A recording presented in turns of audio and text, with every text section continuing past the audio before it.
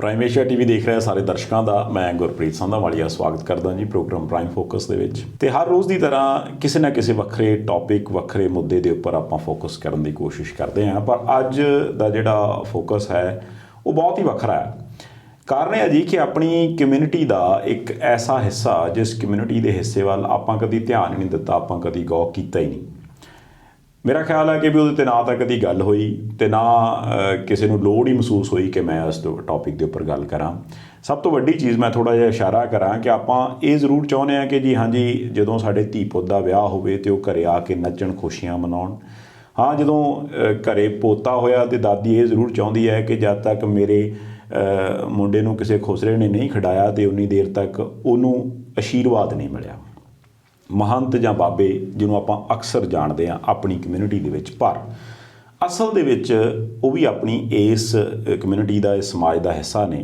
ਉਹਨਾਂ ਵਿੱਚੋਂ ਹੀ ਇੱਕ ਟਰਾਂਸਜੈਂਡਰ ਸ਼ਬਦ ਮੈਂ ਅਸਲ ਦੇ ਵਿੱਚ ਵਰਤਾਂ, ਜੋ ਐਪਰੋਪ੍ਰੀਏਟ ਵਰਡ ਹੈ। ਉਹ ਆਪਣੇ ਨਾਲ ਨੇ ਧਨੰਜੇ ਚੌਹਾਨ ਜੀ, ਜਿਹੜੇ ਕਿ ਇਸ ਵਕਤ ਪੰਜਾਬ ਯੂਨੀਵਰਸਿਟੀ ਚੰਡੀਗੜ੍ਹ 'ਚ ਪੜ੍ਹ ਰਹੇ ਨੇ। ਉਹਨਾਂ ਨੇ ਬਹੁਤ ਸਾਰਾ ਕੰਮ ਜਿਹੜਾ ਕਿ ਕੀਤਾ ਹੈ ਇਸ ਕਮਿਊਨਿਟੀ ਨੂੰ ਅੱਗੇ ਲੈ ਕੇ ਆਉਣ ਦੇ ਲਈ, ਜਾਂ ਕਹਿ ਲਓ ਕਿ ਕਾਨੂੰਨੀ ਚਾਰਾਜੋਈ ਵੀ ਕੀਤੀ ਹੈ ਕਿ ਕਿਹੜੀਆਂ ਮੁਸ਼ਕਲਾਂ ਆਉਂਦੀਆਂ ਨੇ। ਬਹੁਤ ਸਾਰੀਆਂ ਚੀਜ਼ਾਂ ਜਿਹੜੀਆਂ ਕਿ ਉਹ ਆਪਣੀ ਲਾਈਫ ਦੇ ਬਾਰੇ 'ਚ ਅੱਜ ਦੱਸਣਗੇ। ਸ਼ਾਇਦ ਪਹਿਲੀ ਵਾਰ ਸੁਣ ਕੇ ਤੁਹਾਨੂੰ ਵੀ ਮਹਿਸੂਸ ਹੋਵੇ ਕਿ ਕਿਤੇ ਨਾ ਕਿਤੇ ਅਸੀਂ ਜਿਹੜੇ ਮੇਨ ਸਟਰੀਮ 'ਚ ਰਹਿਣ ਵਾਲੇ ਲੋਕ ਨੇ ਉਹ ਬਹੁਤ ਸਾਰੀਆਂ ਗਲਤੀਆਂ ਕਰਦੇ ਹਾਂ, ਜਿਹਦਾ ਕਰਕੇ ਉਹਨਾਂ ਨੂੰ ਤਕਲੀਫ ਹੁੰਦੀ ਹੈ। ਸੋ ਇਸ ਪ੍ਰੋਗਰਾਮ ਨੂੰ ਬੜੇ ਗੌਰ ਨਾਲ, ਧਿਆਨ ਨਾਲ ਦੇਖਣਾ, ਵਾਚਣਾ, ਅਤੇ ਆਸ ਕਰਦਾ ਹਾਂ ਕਿ ਤੁਸੀਂ ਇਹਨੂੰ ਸ਼ੇਅਰ ਜ਼ਰੂਰ ਕਰੋਗੇ, ਵੱਧ ਤੋਂ ਵੱਧ ਲੋਕਾਂ ਤੱਕ ਇਹ ਗੱਲ, ਇਹ ਆਵਾਜ਼ ਪਹੁੰਚ ਸਕੇ। ਸਭ ਤੋਂ ਪਹਿਲਾਂ ਆਪਾਂ ਸਵਾਗਤ ਕਰਦੇ ਹਾਂ ਧਨੰਜੇ ਜੀ ਦਾ। ਬਹੁਤ ਬਹੁਤ ਸਵਾਗਤ ਜੀ ਤੁਹਾਡਾ। ਨਮਸਕਾਰ ਜੀ। ਧਨੰਜੇ ਜੀ, ਪਹਿਲੀ ਗੱਲ ਤਾਂ ਮੈਂ ਦਿਲੋਂ ਧੰਨਵਾਦੀ ਹਾਂ ਤੁਹਾਡਾ ਕਿ ਤੁਸੀਂ ਇੰਨੀ ਦੂਰੋਂ ਤੜਕੇ ਚੰਡੀਗੜ੍ਹੋਂ ਚੱਲ ਕੇ ਅਤੇ ਇੱਥੇ ਸਟੂਡੀਓ ਪਹੁੰਚੇ ਜਲੰਧਰ। ਅਤੇ ਦੂਸਰੀ ਚੀਜ਼ ਦੇ ਲਈ ਧੰਨਵਾਦੀ ਇਸ ਲਈ ਮੈਂ ਕਿ ਤੁਸੀਂ ਖਾਸ ਕਰਕੇ ਆਪਣੀ ਕਮਿਊਨਿਟੀ ਦੇ ਲਈ, ਆਪਣੇ ਆਪ ਦੇ ਲਈ ਜਿਹੜਾ ਇੰਨੀ ਸਟਰਗਲ ਕਰ ਰਹੇ ਹੋ, ਉਹ ਵਾਕਈ ਕਾਬਲੇ ਤਾਰੀਫ ਹੈ। ਕਿਉਂਕਿ ਜਿਹੜੀ ਦਰਦ, ਜਿਹੜੀ ਪੇਨ ਦੇ ਵਿੱਚ ਤੁਸੀਂ ਲੰਘੇ ਹੋਵੋਗੇ, ਉਹ ਤੁਹਾਡੇ ਨਾਲ ਪਹਿਲੀਆਂ ਕੀਤੀਆਂ ਗੱਲਾਂ ਦੇ ਹਿਸਾਬ ਨਾਲ ਮੈਂ ਅੰਦਾਜ਼ਾ ਲਾ ਸਕਦਾ। ਪਰ ਫਿਰ ਵੀ ਚਲੋ, ਜੇ ਮੈਂ ਸ਼ੁਰੂਆਤ ਕਰਨੀ ਚਾਹਵਾਂ ਤਾਂ ਧਨੰਜੇ ਜਦੋਂ ਪੈਦਾ ਹੋਇਆ ਸੀ ਜਾਂ ਹੋਈ ਸੀ, ਉੱਥੋਂ ਸ਼ੁਰੂਆਤ ਕਰਨੀ ਚਾਹੁੰਦਾ ਕਿ ਕਿੱਥੋਂ ਦਾ ਤੁਹਾਡਾ ਜਨਮ ਹੈ।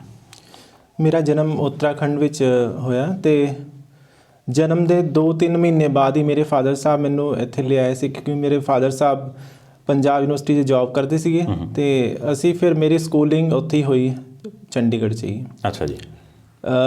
ਮੇਰੀ ਜਿਹੜੀ ਆਈਡੈਂਟੀਫਿਕੇਸ਼ਨ ਮੈਨੂੰ ਆਪਣੇ ਆਪ ਜਾਂ ਮੈਨੂੰ ਆਭਾਸ ਹੋਣਾ ਸ਼ੁਰੂ ਹੋਇਆ ਕਿ ਮੈਂ ਮੇਲ ਨਹੀਂ ਫੀਮੇਲ ਹਾਂ, ਉਹ ਮੇਰਾ 3 ਸਾਲ ਦੇ 5 ਸਾਲ ਦੇ ਵਿੱਚ ਸੀਗਾ। ਜਦੋਂ ਮੈਂ 3 ਸਾਲ ਦੀ ਸੀ, ਉਸ ਤੋਂ ਬਾਅਦ ਅਤੇ 5 ਸਾਲ ਦੇ ਵਿੱਚ ਮੈਨੂੰ ਕਨਫਰਮ ਹੋ ਗਿਆ ਸੀ ਕਿ ਮੈਂ ਜਿਸ ਬੋਡੀ 'ਚ ਮੈਂ ਪੈਦਾ ਹੋਈ ਹਾਂ, ਮੈਂ ਉਸ ਬੋਡੀ 'ਚ ਗਲਤ ਪੈਦਾ ਹੋ ਗਈ ਹਾਂ। I trapped in wrong body. So because I born as a male but identify as a female. So ਉਹ ਜੱਦੋ ਜਹਿਦ ਬਸ ਆਪਣੀ ਆਈਡੈਂਟੀਫਿਕੇਸ਼ਨ ਇਹ ਮੈਨੂੰ ਮਿਲ ਗਈ ਸੀ, ਲੇਕਿਨ ਆਈਡੈਂਟੀਫਿਕੇਸ਼ਨ ਮਿਲਣਾ ਔਰ ਸਮਾਜ ਨਾਲ ਉਹਨੂੰ ਮਿਲਾਣਾ ਇਹ ਬਹੁਤ ਮੁਸ਼ਕਿਲ ਕੰਮ ਸੀਗਾ, ਕਿਉਂਕਿ ਮੈਂ ਉਸ ਟਾਈਮ ਤਾਂ ਛੋਟੀ ਸੀ ਅਤੇ ਹਾਲਾਂਕਿ ਮੈਨੂੰ ਵੀ ਕਨਫਰਮ ਨਹੀਂ ਸੀ ਕਿ ਟਰਾਂਸਜੈਂਡਰ ਹੁੰਦਾ ਕੀ ਹੈ। ਸਿਰਫ ਮੈਂ ਆਪਣੇ ਆਪ ਨੂੰ ਇਹ ਫੀਲ ਕਰਦੀ ਸੀ ਕਿ ਮੈਂ ਵੂਮਨ ਹਾਂ, ਮੈਂ ਇੱਕ ਫੀਮੇਲ ਹਾਂ। ਅੱਛਾ, ਤੁਹਾਡੇ ਪੇਰੈਂਟਸ ਜਿਹੜੇ ਸੀ ਉਹਨਾਂ ਨੂੰ ਵੀ ਇਹ ਚੀਜ਼ ਕਨਫਰਮ ਹੋ ਗਈ ਸੀ ਸ਼ੁਰੂ ਤੋਂ? देखो, अपने माँ बाप पूत के पाँव पालने में नज़र आ जाते हैं ना, तो माँ बाप ਨੂੰ ਤਾਂ ਪਤਾ ਹੀ ਹੁੰਦਾ ਹੈ ਕਿ ਉਹਨਾਂ ਦਾ ਬੱਚਾ ਅਲੱਗ ਤਰ੍ਹਾਂ ਦਾ ਹੈ, ਕਿਉਂਕਿ ਸਮਾਜ ਵਿੱਚ ਇਸ ਤਰ੍ਹਾਂ ਦੀ ਕੋਈ ਸਿੱਖਿਆ ਨਹੀਂ ਹੈਗੀ, ਨਾ ਹੀ ਕੋਈ ਐਜੂਕੇਸ਼ਨ ਹੈ, ਨਾ ਹੀ ਸਮਾਜ ਇਸ ਬਾਰੇ ਗੱਲ ਕਰਦਾ ਹੈ ਕਿ ਤ੍ਰਿਤੀय ਪ੍ਰਕਿਰਤੀ, ਥਰਡ ਜੈਂਡਰ ਇਨਸਾਨ ਵੀ ਹੁੰਦੇ ਆ। ਉਹ ਸਿਰਫ ਮੇਲ ਫੀਮੇਲ ਨੂੰ ਹੀ ਜਾਣਦੇ ਅਤੇ ਮੇਲ ਫੀਮੇਲ ਦੇ ਜਿਹੜੀ ਉਹਨਾਂ ਦੇ ਬਿਹੇਵੀਅਰ ਹੈ ਉसी ਨੂੰ ਰਿਕੋਗਨਾਈਜ਼ ਕਰਦੇ। ਲੇਕਿਨ ਅਗਰ ਉਸ ਤੋਂ ਉਲਟ ਇਨਸਾਨ ਅਗਰ ਜਿਸ ਸਰੀਰ 'ਚ ਪੈਦਾ ਹੋਇਆ ਜਾਂ ਉਸ ਤੋਂ ਉਲਟਾ ਉਹ ਕਿਸੇ ਹੋਰ ਮੇਲ ਅਗਰ ਪੈਦਾ ਹੋਇਆ ਔਰ ਫੀਮੇਲ ਐਕਟੀਵਿਟੀਜ਼ ਕਰਦਾ ਤਾਂ ਉਹਨੂੰ ਫਿਰ ਹਾਸ਼ੀਅਤ ਧਕੇਲ ਦਿੱਤਾ ਜਾਂਦਾ ਹੈ। ਬਟ ਬਿਕੋਜ਼ ਉਹ ਉਸ ਨੂੰ ਸਮਝਦੇ ਨਹੀਂ ਕਿ ਇਹ ਵੀ ਪ੍ਰਕਿਰਤੀ ਦਾ ਹਿੱਸਾ ਹੈ।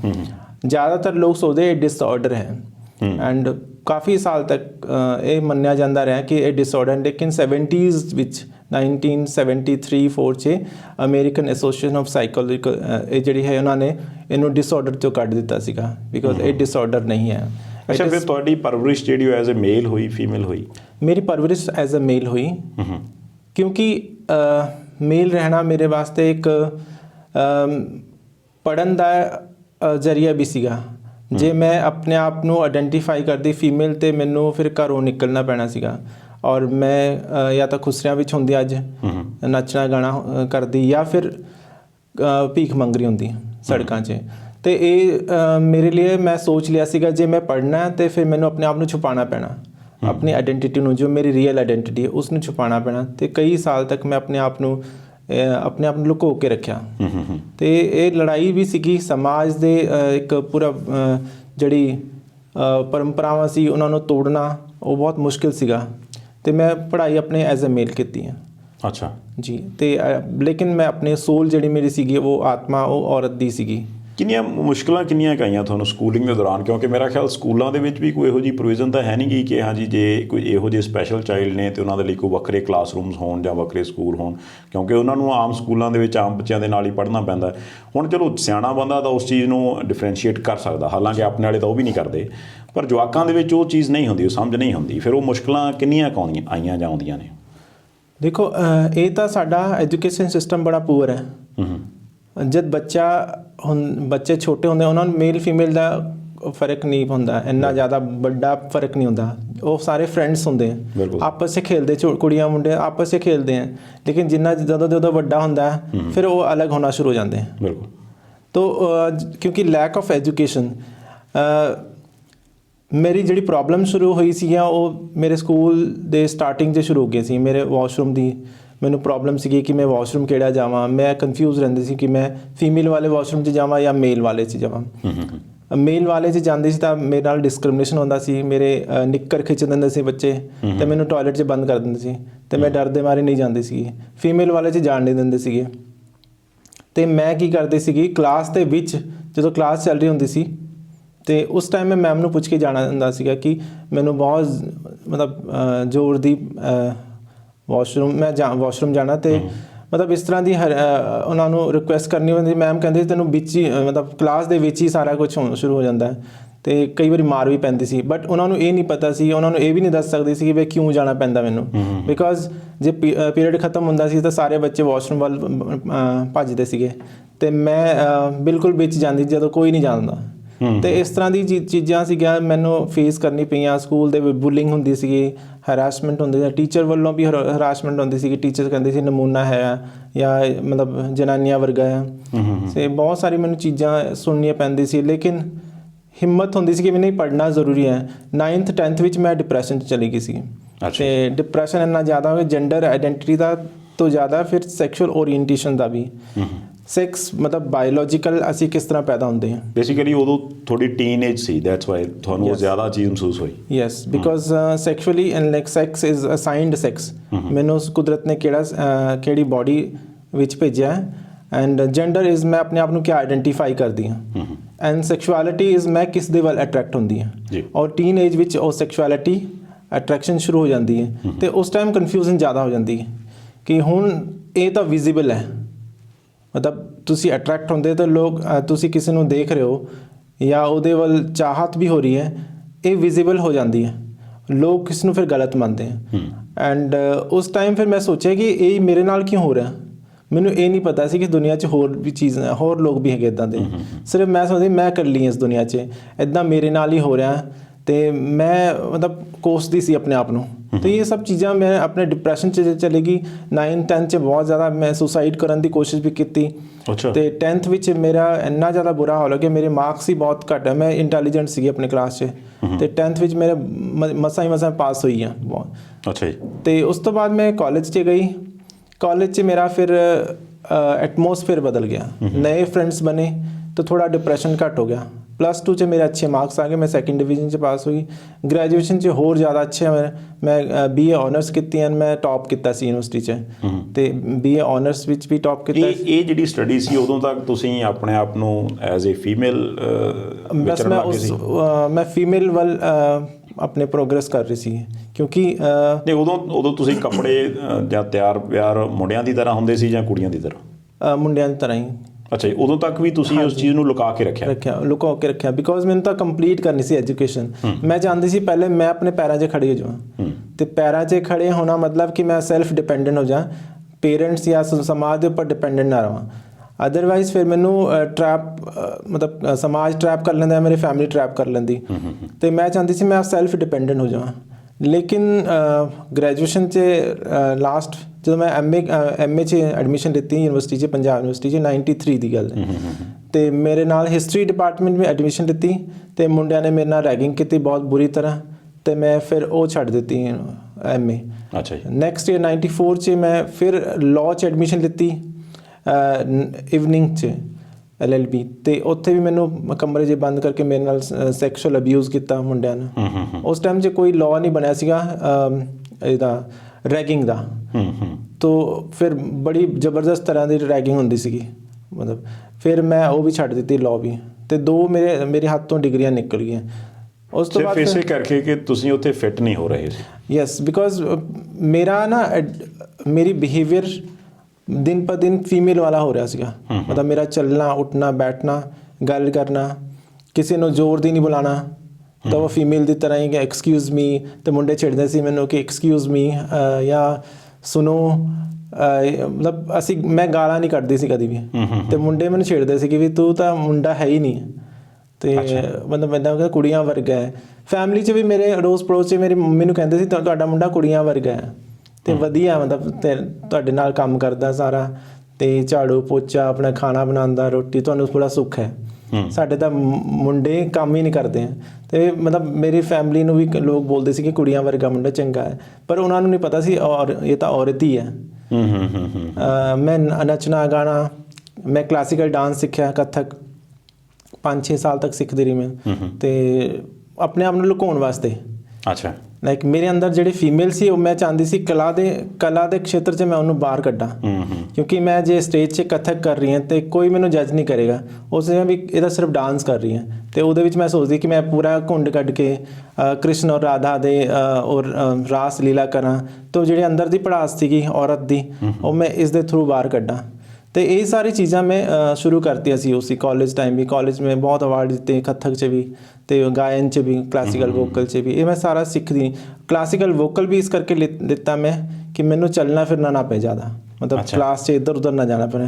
ਜਿੱਦਾਂ ਮੁੰਡੇ ਹਿਸਟਰੀ ਜਾਂ ਇੰਗਲਿਸ਼ ਜਾਂ ਪੋਲੀਟੀਕਲ ਸਾਇੰਸ, ਮੈਂ ਮਿਊਜ਼ਿਕ 'ਚ ਇੱਕੋ ਹੀ ਕਲਾਸ 'ਚ ਬੈਠੀ ਹੁੰਦੀ ਸੀ ਔਰ ਰਿਆਜ਼ ਕਰ ਦਿੰਦੇ ਸੀ, ਤਾਂ ਕਿ ਮੈਨੂੰ ਉੱਠ ਕੇ ਇੱਧਰ ਉੱਧਰ ਨਾ ਜਾਏ। ਜੇ ਉੱਠਣਾ ਬੈਠਣਾ ਹੁੰਦਾ ਸੀ ਫਿਰ ਫੀਮੇਲ ਦਾ ਉਹ ਪਤਾ ਲੱਗ ਜਾਂਦਾ ਸੀ ਇਹ ਫੀਮੇਲ ਹੈ, ਫੀਮੇਲ ਦੀ ਤਰ੍ਹਾਂ ਹੀ ਇਹਦਾ ਲਚਕ ਪੂਰੀ ਬੋਡੀ 'ਚ। ਅਤੇ ਇਸ ਤਰ੍ਹਾਂ ਦੀ ਚੀਜ਼ਾਂ ਮੈਂ ਲੁਕਾਉਂਦੀ ਰਹਿੰਦੀ ਸੀ ਹਮੇਸ਼ਾ, ਲੇਕਿਨ ਉਹ ਲੁਕਦਾ ਨਹੀਂ ਸੀਗਾ। ਫਿਰ ਲੇਕਿਨ ਜਿਹੜੀ ਜਰਨਲ ਕਲਾਸ ਸੀ, ਜਿਸ ਤਰ੍ਹਾਂ MA 'ਚ ਕੋਈ ਬੈਠਣ ਵਾਲਾ ਕੰਮ ਨਹੀਂ ਸੀਗਾ, ਹਿਸਟਰੀ 'ਚ ਉੱਥੇ ਬੁਲਿੰਗ ਹੋਈ ਜਾਂ ਹਰਾਸਮੈਂਟ ਹੋਈ। ਲਾਅ 'ਚ ਵੀ ਸੇਮ ਉੱਦਾਂ ਹੀ ਆ। ਫਿਰ ਮੈਨੂੰ ਛੱਡਣਾ। ਫਿਰ ਉਸ ਤੋਂ ਬਾਅਦ ਮੈਂ ਜੋਬ ਕੀਤੀ, ਪ੍ਰਾਈਵੇਟ ਜੋਬ, ਲੇਕਿਨ ਉਹ ਵੀ ਜ਼ਿਆਦਾ ਦਿਨ ਨਹੀਂ ਚੱਲਦੀਆਂ, 5-7 ਮਹੀਨੇ ਹੁੰਦੀਆਂ ਸੀਗੀਆਂ। ਉਸ ਤੋਂ ਬਾਅਦ ਉਹਨਾਂ ਨੂੰ ਪਤਾ ਲੱਗ ਜਾਂਦਾ ਸੀ ਵੀ ਇਹ ਕੁਛ ਅਲੱਗ ਹੀ ਚੀਜ਼ ਹੈ, ਔਰ ਫਿਰ ਉਹ ਬੁਲਿੰਗ ਕਰਦੇ ਸੀਗੇ ਜਾਂ ਫਿਰ ਅਪਰੋਚ ਕਰਦੇ ਸੀ ਕਿ ਸੈਕਸ਼ੂਅਲ ਐਕਟੀਵਿਟੀ ਕਰਨ ਮੇਰੇ ਨਾਲ। ਤੇ ਮੈਂ ਅਵੋਇਡ ਕਰਦੀ ਸੀ ਕਿ ਨਹੀਂ ਇੱਦਾਂ ਦੇ ਕੋਈ ਕੰਮ ਨਹੀਂ ਕਰਨਾ। ਲੇਕਿਨ ਸਮਾਜ ਜੀਣ ਨਹੀਂ ਦਿੰਦਾ। ਸਮਾਜ ਚਾਹੁੰਦਾ ਕਿ ਇਹ ਸਾਡੀ ਮਤਲਬ ਉਹ ਚਾਹੁੰਦਾ ਕਿ ਸਾਡੇ ਹਰਮ 'ਚ ਆ ਜਾਏ, ਮਤਲਬ ਇਹਨੂੰ ਸਾਰਾ ਅਸੀਂ ਖਾ ਹੀ ਜਾਈਏ ਨਾ। ਸੋ ਇਹ ਚੀਜ਼ਾਂ ਤੋਂ ਬਚਣ ਦੇ ਬਚਦੇ ਕਈ ਲੋਕ ਟਰੈਪ ਵੀ ਹੋ ਜਾਂਦੇ, ਮੋਸਟਲੀ ਅਸੀਂ ਟਰੈਪ ਹੋ ਜਾਂਦੇ ਹਾਂ ਸੈਕਸ਼ੂਅਲ ਅਬਿਊਜ਼ ਦਾ। ਮੈਂ ਇੱਕ ਮਿੰਟ ਆਪਣੇ ਦਰਸ਼ਕਾਂ ਨੂੰ ਜ਼ਰੂਰ ਬੇਨਤੀ ਕਰਾਂ ਜੀ ਕਿ ਤੁਸੀਂ ਸ਼ਾਇਦ ਇਹਨੂੰ ਦੇਖ ਰਹੇ ਹੋਵੋਗੇ, ਨਾਲ ਦੇ ਨਾਲ ਤੁਸੀਂ ਨਾ ਕਨਫਿਊਜ਼ ਵੀ ਹੋਵੋਗੇ, ਅਤੇ ਕੁਝ ਕੁ ਲੋਕਾਂ ਦਾ ਐਟੀਟਿਊਡ ਮੇ ਵੀ ਇਹ ਵੀ ਹੋਊਗਾ ਸਟਾਰਟਿੰਗ ਉਹ ਇਹ ਪਤਾ ਨਹੀਂ ਕੀ ਨੂੰ ਬਹਾ ਕੇ ਬਹਿ ਗਿਆ ਯਾਰ, ਇਹ ਕੀ ਕਰਦੇ ਰਹਿੰਦੇ ਪ੍ਰਾਈਮ ਏਸ਼ੀਆ TV ਵਾਲੇ। ਇਹ ਗੱਲਾਂ ਸੁਣਨ ਵਾਲੀਆਂ ਨੇ। ਕਾਰਨ ਇਹ ਹੈ ਜੀ ਕਿ ਇਹ ਜਿਹੜੀ ਚੀਜ਼ ਦੀ ਆਪਾਂ ਅੱਜ ਗੱਲ ਕਰ ਰਹੇ ਹਾਂ, ਜੋ ਧਨੰਜੇ ਜੀ ਹੈਗੇ ਨੇ, ਇਹ ਕੋਈ ਵੀ ਆਪਣੇ ਆਪ ਐਕਸੈਪਟ ਨਹੀਂ ਕਰਦਾ। ਮੰਨ ਲਓ ਮੈਂ ਆਖਾਂ ਕਿ ਮੈਂ ਮੁੰਡਾ ਬਣਨਾ ਜਾਂ ਮੈਂ ਕੁੜੀ ਬਣਨਾ, ਤਾਂ ਇਹ ਮੇਰੇ ਹੱਥ ਵੱਸ ਨਹੀਂ ਹੈ। ਇਹ ਆਪਾਂ ਨੂੰ ਪਤਾ ਇੱਕ ਮੁੰਡਾ ਇੱਕ ਕੁੜੀ ਜਾਂ ਇੱਕ ਟਰਾਂਸਜੈਂਡਰ ਹੋਣਾ ਉਹ ਪਰਮਾਤਮਾ ਦੇ ਹੱਥ ਵੱਸ ਹੈ। ਅਤੇ ਬਹੁਤ ਵਾਰ ਆਪਾਂ ਨੂੰ ਇਹ ਲੱਗਦਾ ਕਿ ਸ਼ਾਇਦ ਜਿਹੜੇ ਟਰਾਂਸਜੈਂਡਰਸ ਨੇ ਉਹ ਜਿਹੜੀ ਬਹੁਤ ਕਹਿ ਲਓ ਕਿ ਵੀ ਲੋਅਰ ਕਲਾਸ ਕਮਿਊਨਿਟੀ ਹੈ ਜਾਂ ਜਿਹੜੇ ਗਰੀਬ ਪਰਿਵਾਰ ਨੇ ਉਹਨਾਂ ਦੇ ਵਿੱਚ ਹੀ ਵਾਪਰਦਾ ਹੈ ਸਾਰਾ ਕੁਛ। ਅਮੀਰਾਂ ਦੇ ਘਰਾਂ ਦੇ ਵਿੱਚ ਇਹੋ ਜਿਹੇ ਨਹੀਂ ਪੈਦਾ ਹੁੰਦੇ, ਜਦ ਕਿ ਪੂਰੀ ਦੁਨੀਆ ਦੇ ਵਿੱਚ ਹਰ ਥਾਂ ਦੇ ਉੱਪਰ ਟਰਾਂਸਜੈਂਡਰਸ ਹੁੰਦੇ ਨੇ। ਜੇ ਮੈਂ ਇਕੱਲੇ ਇੰਡੀਆ ਦੀ ਗੱਲ ਕਰਦਾ, ਮੈਂ ਪੜ੍ਹ ਰਿਹਾ ਸੀ ਜਿੰਨੇ ਇੱਕ ਸਾਹਮਣੇ ਨੇ 4.5 ਮਿਲੀਅਨ ਤਾਂ ਆਬਾਦੀ ਇੰਡੀਆ 'ਚ ਹੀ ਹੈਗੀ, ਐਂਡ ਹਿਡਨ ਕਿੰਨੇ ਹੋਣਗੇ ਤਾਂ ਬਹੁਤ ਦੂਰ ਦੀ ਗੱਲਬਾਤ ਆ। ਹੁਣ ਸਵਾਲ ਇਹ ਪੈਦਾ ਹੁੰਦਾ ਹੈ ਕਿ ਆਪਾਂ ਕਿਹੋ ਜਿਹਾ ਬਿਹੇਵ ਜਾਂ ਕਿਹੋ ਜਿਹਾ ਸਮਾਜ ਆਪਾਂ ਬਣਾ ਕੇ ਰੱਖਿਆ ਜਿਹਦਾ ਕਰਕੇ ਇਹੋ ਜਿਹੇ ਟੈਲੈਂਟਡ ਲੋਕਾਂ ਨੂੰ ਕਿੰਨੀ ਔਖ ਹੁੰਦੀ ਆ ਆਪਣੀ ਆਇਡੈਂਟੀਟੀ ਬਣਾਉਣ ਦੇ ਲਈ ਜਾਂ ਅੱਗੇ ਵਧਣ ਦੇ ਲਈ। ਤੁਸੀਂ ਹੈਰਾਨ ਹੋਵੋਗੇ ਕਿ ਕਿੰਨੀਆਂ ਥਾਵਾਂ ਤੋਂ ਉਹਨਾਂ ਨੇ ਦੋ ਤਰ੍ਹਾਂ ਦੀ ਜ਼ਿੰਦਗੀ ਜੀ। ਜੇ ਆਪਾਂ ਨੂੰ ਕਿਤੇ ਜੀਣੀ ਪੈ ਜਾਵੇ ਇਹੋ ਜਿਹੀ, ਤਾਂ ਮੇਰਾ ਖਿਆਲ ਆਪਾਂ ਕਦੋਂ ਦੇ ਮਰ ਖਪ ਜਾਈਏ। ਸੋ ਇਹਨਾਂ ਗੱਲਾਂ ਨੂੰ ਜ਼ਰੂਰ ਆਪਾਂ ਸੁਣੀਏ, ਸਮਝੀਏ, ਅਤੇ ਸ਼ਾਇਦ ਜੇ ਆਪਾਂ ਕਿਸੇ ਦੀ ਹੈਲਪ ਕਰ ਸਕੀਏ ਜਾਂ ਜੇ ਕਿਤੇ ਆਪਾਂ ਇਹੋ ਜਿਹੇ ਥਾਂ ਦੇ ਉੱਪਰ ਵਿਚਰਦੇ ਹੋਈਏ, ਜਿੱਥੇ ਇਹ ਸਾਰਾ ਕੁਝ ਵਾਪਰਦਾ ਹੋਵੇ ਉੱਥੇ ਜ਼ਰੂਰ ਇਸ ਚੀਜ਼ ਨੂੰ ਰੋਕਣ ਦੀ ਕੋਸ਼ਿਸ਼ ਕਰੀਏ। ਇਹ ਰਿਕੁਐਸਟ ਹੈ ਪ੍ਰਾਈਮ ਏਸ਼ੀਆ TV ਦੇ ਪਲੇਟਫਾਰਮ ਤੋਂ ਅੱਜ ਮੈਂ ਤੁਹਾਨੂੰ ਕਰ ਰਿਹਾ। ਅੱਛਾ, ਆਪਾਂ ਗੱਲ ਨੂੰ ਕੰਟੀਨਿਊ ਕਰਦੇ ਹਾਂ। ਤੁਸੀਂ ਫਿਰ ਇਹ ਜਦੋਂ ਇਹ ਸਾਰਾ ਕੁਝ ਦੇਖਿਆ, ਇਹ ਥਾਂ ਦੇ ਉੱਪਰ ਤੁਹਾਡੇ ਨਾਲ ਸਾਰਾ ਕੁਝ ਵਾਪਰਦਾ ਸੀ, ਤਾਂ ਤੁਹਾਡੇ ਤੱਕ ਜਿਹੜੀ ਉਹ ਮਹੰਤ ਕਮਿਊਨਿਟੀ ਹੈ ਜਿਨ੍ਹਾਂ ਨੇ ਆਪਣੇ ਆਪ ਨੂੰ ਐਕਸੈਪਟ ਕਰ ਲਿਆ, ਕਿਉਂਕਿ ਹੁਣ ਤੁਹਾਡੀਆਂ ਗੱਲਾਂ ਤੋਂ ਬਾਅਦ ਮੇਰਾ ਖਿਆਲ ਸਾਡੇ ਦਰਸ਼ਕ ਵੀ ਸਮਝ ਗਏ ਹੋਣਗੇ ਕਿ ਕੀ ਕਾਰਨ ਹੈ ਕਿ ਉਹ ਆਪਣੇ ਨਾਲ ਨਹੀਂ ਰਹਿੰਦੇ, ਕਿਉਂਕਿ ਅਸੀਂ ਰਹਿਣ ਦੇਣਾ ਹੀ ਨਹੀਂ ਚਾਹੁੰਦੇ। ਠੀਕ ਹੈ ਨਾ ਜੀ? ਫਿਰ ਉਹਨਾਂ ਨੇ ਤੁਹਾਡੇ ਤੱਕ ਅਪਰੋਚ ਨਹੀਂ ਕੀਤੀ ਜਾਂ ਤੁਸੀਂ ਉਹਨਾਂ ਤੱਕ ਨਹੀਂ ਗਏ? ਮੈਂ ਐਕਚੁਅਲੀ ਮੈਂ ਵੀ ਦੱਸਣਾ ਚਾਹੁੰਦੀ ਕਿ ਮੈਂ ਪੜ੍ਹਾਈ ਕਦੀ ਛੱਡੀ ਨਹੀਂ। ਮੈਨੂੰ ਲੋਕਾਂ ਨੇ, ਸੁਸਾਇਟੀ ਨੇ ਪੜ੍ਹਨ ਨਹੀਂ ਦਿੱਤਾ, ਲੇਕਿਨ ਮੈਂ ਚੁੱਪ ਕੇ ਫਿਰ ਵੀ ਪੜ੍ਹਦੀ ਰਹੀ। यूनिवर्सिटी छड्ती, कॉलेज छड्ते, लेकिन मैं फिर शॉर्ट टर्म ਜਿਹੜੇ ਕੋਰਸਿਸ हैं, diploma in French language, diploma in Russian language, diploma in computer science and application, ये सारी करती रही। तो मैं सेल्फ स्टडी भी करती रही, जिसमें मैं वेद पुराण मैं खोजती रही कि ये है क्या चीज़ है, मतलब वेदां 'ਚ ਕਿੱਥੇ ਲਿਖਿਆ, ਪੁਰਾਣਾਂ 'ਚ ਕਿੱਥੇ ਲਿਖਿਆ, ਉਪਨਿਸ਼ਦਾਂ ਕਿੱਥੇ ਲਿਖਿਆ, ਜਿੰਨੇ ਵੀ ਰਸਾਲੇ ਉਹਨਾਂ 'ਚ ਕਿੱਥੇ ਲਿਖਿਆ ਕਿੰਨਰ। ਤੇ ਮੈਨੂੰ ਫਿਰ ਜਦੋਂ ਪੜ੍ਹਦੇ ਸਮਝ ਆ ਗਿਆ ਕਿ ਦੁਨੀਆ ਇਹ ਤਾਂ ਤ੍ਰਿਤੀय ਪ੍ਰਕਿਰਤੀ ਹੈ, ਥਰਡ ਜੈਂਡਰ। ਇਹ ਇਨਸਾਨ ਦੇ ਨਰ ਨਾਰੀ ਦੇ ਨਾਲ ਹੀ ਉਤਪਤੀ ਹੋਈ ਹੈ, ਬਿਲਕੁਲ ਸਹੀ। ਇਹ ਕੋਈ ਆਪਣੇ ਆਪ ਨਹੀਂ ਹੋਈ ਹੈ। ਬਿਕੋਜ਼ ਜਿਸ ਤਰ੍ਹਾਂ ਅਸੀਂ ਕਿੰਨਰ ਬੋਲਦੇ, ਕਿਮ ਨਰਹ, ਕੀ ਨਰ, ਕੀ ਮਤਲਬ ਕੁਐਸਚਨ ਮਾਰਕ ਲੱਗ ਜਾਂਦਾ ਕਿ ਨਰ ਹੈ, ਲੇਕਿਨ ਕਿਸ ਤਰ੍ਹਾਂ ਦਾ ਨਰ ਹੈ। ਐਂਡ ਖੁਸਰਾ ਖਵਾਜਾ ਸਰਾ ਤੋਂ ਬਣਿਆ। ਖਵਾਜਾ ਸਰਾ ਦਾ ਖ ਔਰ ਸਰਾ ਕੱਟ ਕੇ ਤੁਸੀਂ ਸ਼ਾਰਟ ਕਰ ਦੋ ਤਾਂ ਖੁਸਰਾ ਬਣ ਜਾ ਜਾਂ ਖੋਜਾ। ਇਸੇ ਤਰ੍ਹਾਂ ਹਿਜੜਾ ਹੈ, ਹਿਜਰ ਤੋਂ ਬਣਿਆ, ਮਤਲਬ ਆਪਣੇ ਪਰਿਵਾਰ ਨੂੰ ਜਾਂ ਕੁਨਬੇ ਨੂੰ ਛੱਡ ਕੇ ਜਾਣਾ, ਟ੍ਰਾਂਸਫਰ ਕਰਨਾ ਆਪਣੇ ਆਪ ਨੂੰ। ਸੋ ਇਹ ਸਾਰੀ ਚੀਜ਼ ਮੈਂ ਉਹ ਬੁੱਕਸ ਤੋਂ ਪੜ੍ਹੀਆਂ, ਸਾਰੇ ਮੈਨੂੰ ਨੌਲੇਜ ਹੋਈ। ਔਰ ਨੌਲੇਜ ਹੁੰਦੇ ਮੈਨੂੰ ਲੱਗਿਆ ਕਿ ਇਹ ਸਾਰੀ ਚੀਜ਼ਾਂ ਜੋ ਹੈ ਉਹ ਡਿਸਆਰਡਰ ਨਹੀਂ ਹੈ। And so people say that you are disorder. I said yes, I am disorder because I don't follow order. So मैं अपना रास्ता फिर अपना शुरू करता है कि yes, I am disorder. दुनिया ਦੇ ਜਿੰਨੇ ਵੀ ਮਹਾਨ ਲੋਕ ਹੋਏ हैं, they were all disorder because ਉਹਨਾਂ ਨੇ order follow ਨਹੀਂ ਕੀਤਾ। ਜਿਹੜੀ ਭੇਡ ਚਾਲ ਸੀਗੀ ਉਹ ਉਹਨਾਂ ਨੂੰ ਉਸ ਵੱਲ ਨਹੀਂ ਗਏ, ਉਹਨਾਂ ਨੇ ਆਪਣਾ ਰਸਤਾ ਅਪਣਾਇਆ। ਔਰ ਮੈਂ ਆਪਣੀ ਆਇਡੈਂਟੀਟੀ ਵਾਸਤੇ ਆਪਣਾ ਦੰਡ ਪਕੜ ਕੇ, ਆਪਣਾ ਲਾਠੀ ਪਕੜ ਕੇ ਚੱਲ ਪਈ ਕਿ ਮੈਂ ਇਕੱਲੀ ਹੀ ਸਹੀ, ਲੇਕਿਨ ਮੈਂ ਆਪਣੀ ਆਇਡੈਂਟੀਟੀ ਵਾਸਤੇ ਲੜਨਾ ਹੈ। ਔਰ ਮੈਂ ਸ਼ੁਰੂ ਕੀਤੀ ਐਜੂਕੇਸ਼ਨ ਤੋਂ। ਇਸ ਦੇ ਦੌਰਾਨ ਮੈਨੂੰ ਆਪਣੇ ਗੁਰੂ 2002 ਜਾਂ 3 ਵਿੱਚ ਮੈਨੂੰ ਕਾਜਲ ਮੰਗਲ ਮੁਖੀ ਜਿਹੜੇ ਹੈ ਉਹ ਮੈਨੂੰ ਮਿਲੇ। ਅਤੇ ਉਹਨਾਂ ਦੀ ਸੋਚ ਔਰ ਮੇਰੀ ਸੋਚ ਇੱਕੋ ਜਿਹੀ ਸੀ, ਬਿਕੋਜ਼ ਉਹ ਪ੍ਰੋਗਰੈਸਿਵ ਮਾਈਂਡ ਦੇ ਸੀਗੇ।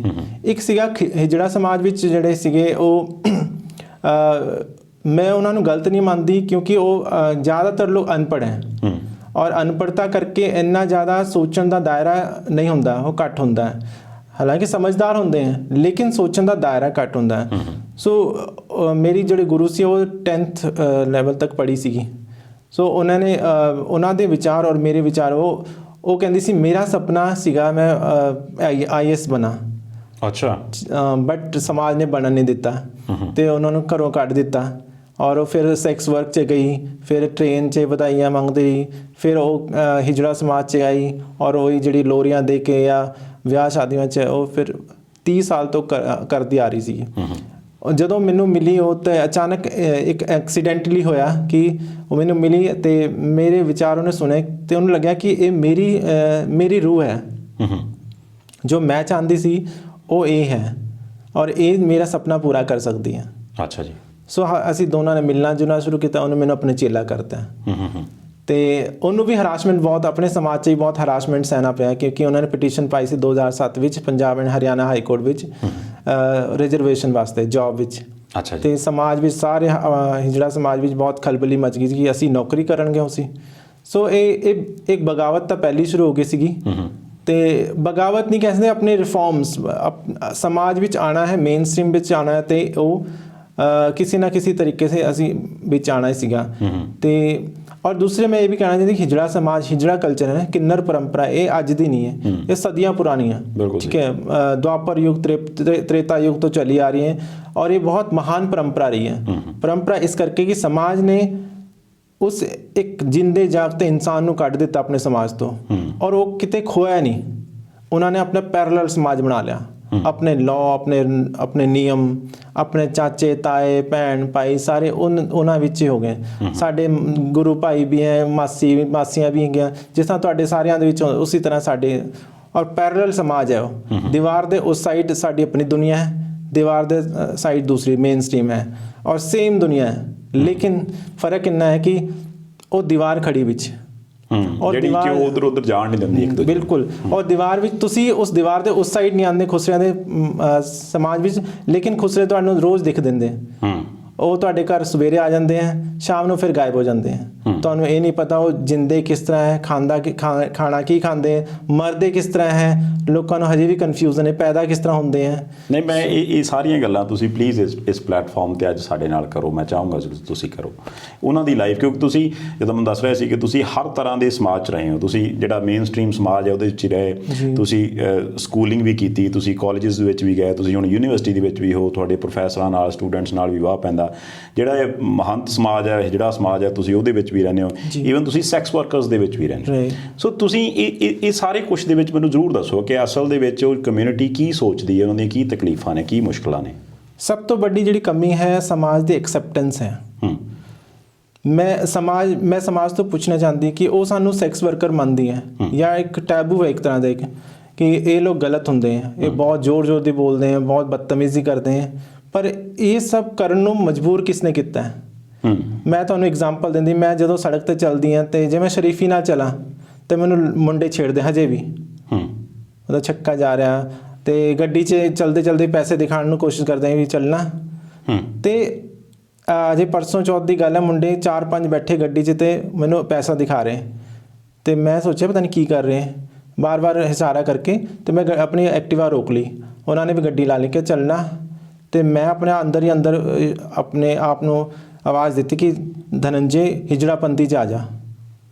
ਅੱਛਾ, ਪੈਸੇ ਹੈ ਇਹਦੇ 'ਚ। ਹਿਜੜਾਪੰਥੀ ਮਤਲਬ ਕਿ ਹਿਜੜਾਪੰਥੀ 'ਚ ਆਉਣਾ ਮਤਲਬ ਕਿ ਤੂੰ ਹਿਜੜਾਪੰਥੀ ਦਿਖਾ, ਇਹਨਾਂ ਨੂੰ ਦਫਾ ਕਰਨਾ ਹੈ। ਅੱਛਾ। ਅਤੇ ਇਹਨਾਂ ਨੂੰ ਅਵੋਇਡ ਕਰਨਾ ਹੈ ਅਤੇ ਆਪਣੇ ਹਿਜੜਾ ਤਾਲੀ ਵਜਾਉਣਾ ਸ਼ੁਰੂ ਕਰ ਦੇ। ਅਤੇ ਇਹ ਮਜਬੂਰ ਕਰਦੇ ਸਮਾਜ ਕਿ ਅਸੀਂ ਸੈਕਸ ਵਰਕਰ ਹਾਂ।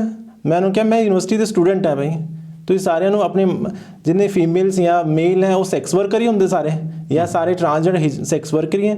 ਅਗਰ ਹੈ ਵੀ ਤਾਂ ਉਹ ਵੀ ਸਮਾਜ ਦੀ ਕਿਆ ਮਜਾਲ ਹੈ ਉਸ ਹਰੇਕ ਨੂੰ ਕਿਸੇ ਨੂੰ ਅਪਰੋਚ ਕਰਨ। ਠੀਕ ਹੈ। ਸੋ ਇਸ ਤਰ੍ਹਾਂ ਦੇ ਸਮਾਜ ਵਿੱਚ ਜਿਹੜਾ ਦੋਗਲਾਪੰਥੀ ਹੈ ਉਹ ਬਾਹਰ ਤਾਂ ਸਾਨੂੰ ਬੜਾ ਕਰਦੇ ਆ ਕਿ yes I am with you, but ਅੰਦਰ ਹੀ ਅੰਦਰ ਉਹ ਸਾਨੂੰ ਡਿਸਕ੍ਰਿਮੀਨੇਸ਼ਨ, ਬਹੁਤ ਸਾਰਾ ਭੇਦਭਾਵ ਸਹਿਣਾ ਪੈਂਦਾ ਹੈ। ਅਤੇ ਜਿਹੜਾ ਹਿਜੜਾ ਸਮਾਜ ਵਿੱਚ ਸਭ ਤੋਂ ਵੱਡੀ ਜਿਹੜੀ ਪ੍ਰੋਬਲਮ ਹੈ ਲੋਕਾਂ ਦੀ, ਲੋਕ ਐਕਸੈਪਟ ਨਹੀਂ ਕਰਦੇ। ਜੇ ਤੁਸੀਂ ਸਾਨੂੰ ਜ਼ਿੰਮੇਵਾਰੀ ਦੇ ਦਿਓ, ਹੁਣ I am the first transgender student in Punjab university, ਜੋ ਮੈਂ MA ਕਰ ਰਹੀ ਹਿਊਮਨ ਰਾਈਟਸ 'ਚ। ਹੁਣ ਮੇਰੇ ਕੋਲ ਰਿਸਪੌਂਸਿਬਿਲਿਟੀ ਹੈ ਪੂਰੇ ਸਮਾਜ ਦੀ, ਮੇਰੇ ਕੋਲ ਯੂਨੀਵਰਸਿਟੀ ਦੀ ਵੀ ਰਿਸਪੌਂਸਿਬਿਲਿਟੀ, ਉਹਨਾਂ ਦਾ ਨਾਮ ਨਹੀਂ ਖਰਾਬ ਹੋਣਾ ਯੂਨੀਵਰਸਿਟੀ ਦਾ, ਕਿਉਂਕਿ ਉਹ ਪੂਰੀ ਅੱਛੀ ਤਰ੍ਹਾਂ ਮੈਨੂੰ ਪੜ੍ਹਾ ਰਹੇ ਹੈ ਸਾਰੇ। ਤਾਂ ਮੇਰੇ ਕੰਧਿਆਂ 'ਤੇ ਜ਼ਿੰਮੇਵਾਰੀ ਹੈ ਐਂਡ ਮੈਂ ਹਰ ਇੱਕ ਚੀਜ਼ ਬੜੀ ਸੋਚ ਸਮਝ ਕੇ ਕਰਦੀ। ਮੈਂ ਇਹ ਕਹਿੰਦੀ ਸਮਾਜ ਨੂੰ, ਤੁਸੀਂ ਸਾਨੂੰ ਇੱਕ ਵਾਰੀ ਅਪਣਾ ਕੇ ਤੇ ਦੇਖੋ, ਸਾਡੇ ਉੱਪਰ ਜ਼ਿੰਮੇਵਾਰੀ ਪਾ ਕੇ ਦੇਖੋ। ਮੈਂ ਮਾਂ-ਬਾਪ ਸਾਨੂੰ ਬਾਹਰ ਨਾ ਕੱਢਣ, ਅਸੀਂ ਮਾਂ-ਬਾਪ ਦੀ ਬੁਢਾਪੇ ਦੀ ਲਾਠੀ ਬਣ ਜਾਵਾਂਗੇ। ਮੁੰਡਾ ਆਪਣਾ ਵਿਆਹ ਕਰਕੇ ਚਲੇ ਜਾਏਗਾ, ਉਹ ਓਲਡ ਏਜ ਹੋਮ 'ਚ ਭੇਜ ਦਿੰਦੇ, ਕੁੜੀ ਆਪਣੇ ਵਿਆਹ ਕਰਕੇ, ਅਸੀਂ ਕਿੱਥੇ ਜਾਵਾਂਗੇ? ਮਾਂ-ਬਾਪ ਨਾਲ ਨਹੀਂ ਰਹਿਣਾ। ਅਤੇ ਮਾਂ-ਬਾਪ ਨੂੰ ਮੈਂ ਇਹ ਕਹਿੰਦੀ ਕਿ ਤੁਹਾਡੀ ਜਿਹੜੇ ਸਹਾਰਾ ਅਸੀਂ ਬਣ ਸਕਦੇ ਹਾਂ। ਔਰ ਮੈਂ ਤੁਹਾਨੂੰ ਗਰੰਟੀ ਨਾਲ ਹੁਣ ਵੀ ਕਹਿ ਰਹੀ ਕਿ ਜਿੰਨਾ ਵੀ ਹਿਜੜਾ ਸਮਾਜ ਹੈ ਉਹ ਆਪਣੇ ਮਾਂ-ਬਾਪ ਦੇ ਹਜੇ ਵੀ ਕਰਦੀ ਹੈ, ਔਰ ਆਪਣੇ ਮਾਂ-ਬਾਪ ਦਾ ਉਹਨਾਂ ਨੇ ਬਹੁਤ ਕੁਛ ਉਹਨਾਂ ਨੂੰ ਦਿੱਤਾ, ਹਜੇ ਵੀ ਦੇ ਰਹੇ ਹੈ। ਆਪਣਾ ਜਿੰਨਾ ਵੀ ਕਮਾ ਰਹੇ ਉਹਨਾਂ ਦੇ ਕਾਫੀ ਹੱਦ ਤੱਕ ਪੈਸਾ ਆਪਣੇ ਮਾਂ-ਬਾਪ ਦੀ ਸੇਵਾ ਵਿੱਚ ਲਗਾਉਂਦੇ ਹੈ। ਤੁਸੀਂ ਆਪਣਾ ਘਰ ਕਦੋਂ ਛੱਡਿਆ ਸੀ ਵੈਸੇ? ਮੈਨੂੰ ਹੋ ਗਏ 5-7 ਸਾਲ ਹੋ ਗਏ। ਅੱਛਾ ਜੀ। ਇਹ ਉਦੋਂ ਡਿਸੀਜਨ ਕਿਹਨੇ ਲਿਆ ਸੀ? ਤੁਹਾਡੇ ਪੇਰੈਂਟਸ ਨੇ ਲਿਆ, ਸਮਾਜ ਨੇ ਧੱਕੇ ਨਾਲ ਕੀਤਾ, ਜਾਂ ਤੁਸੀਂ ਇੰਨੇ ਮਜਬੂਰ ਹੋ ਗਏ ਕਿ ਜਾਣਾ ਪੈਣਾ? ਮੈਂ ਖੁਦ ਹੀ ਮਜਬੂਰ ਹੋ ਗਈ ਸੀ, ਬਿਕੋਜ਼ ਆਫ ਸੁਸਾਇਟੀ ਦਾ ਪ੍ਰੈਸ਼ਰ ਬਹੁਤ ਜ਼ਿਆਦਾ ਹੁੰਦਾ। ਸੁਸਾਇਟੀ ਜੀਣ ਨਹੀਂ ਦਿੰਦੀ ਪਰਿਵਾਰ 'ਚ, ਪਰਿਵਾਰ 'ਚ ਨਿਕਲਣਾ ਮੁਸ਼ਕਿਲ ਹੋ ਜਾਂਦਾ। ਕੀ ਵਾਪਰਿਆ ਕੀ ਸੀ? ਪਲੀਜ਼ ਤੁਸੀਂ ਥੋੜ੍ਹਾ ਜਿਹਾ ਖੁੱਲ੍ਹ ਕੇ ਦੱਸ ਸਕੋ। ਪ੍ਰੋਬਲਮ ਇਹ ਜੇ ਘਰੋਂ ਨਿਕਲੋ ਤਾਂ ਲੋਕਾਂ ਸਾਰੇ ਆਪਣੇ ਗਲੀਆਂ ਮੁਹੱਲੇ 'ਚ ਖੜੇ ਹੋ ਜਾਂਦੇ ਦੇਖਣ ਨੂੰ ਵੀ ਕੋਈ ਕਿਆ ਚੀਜ਼ ਜਾ ਰਹੇ ਹੈ।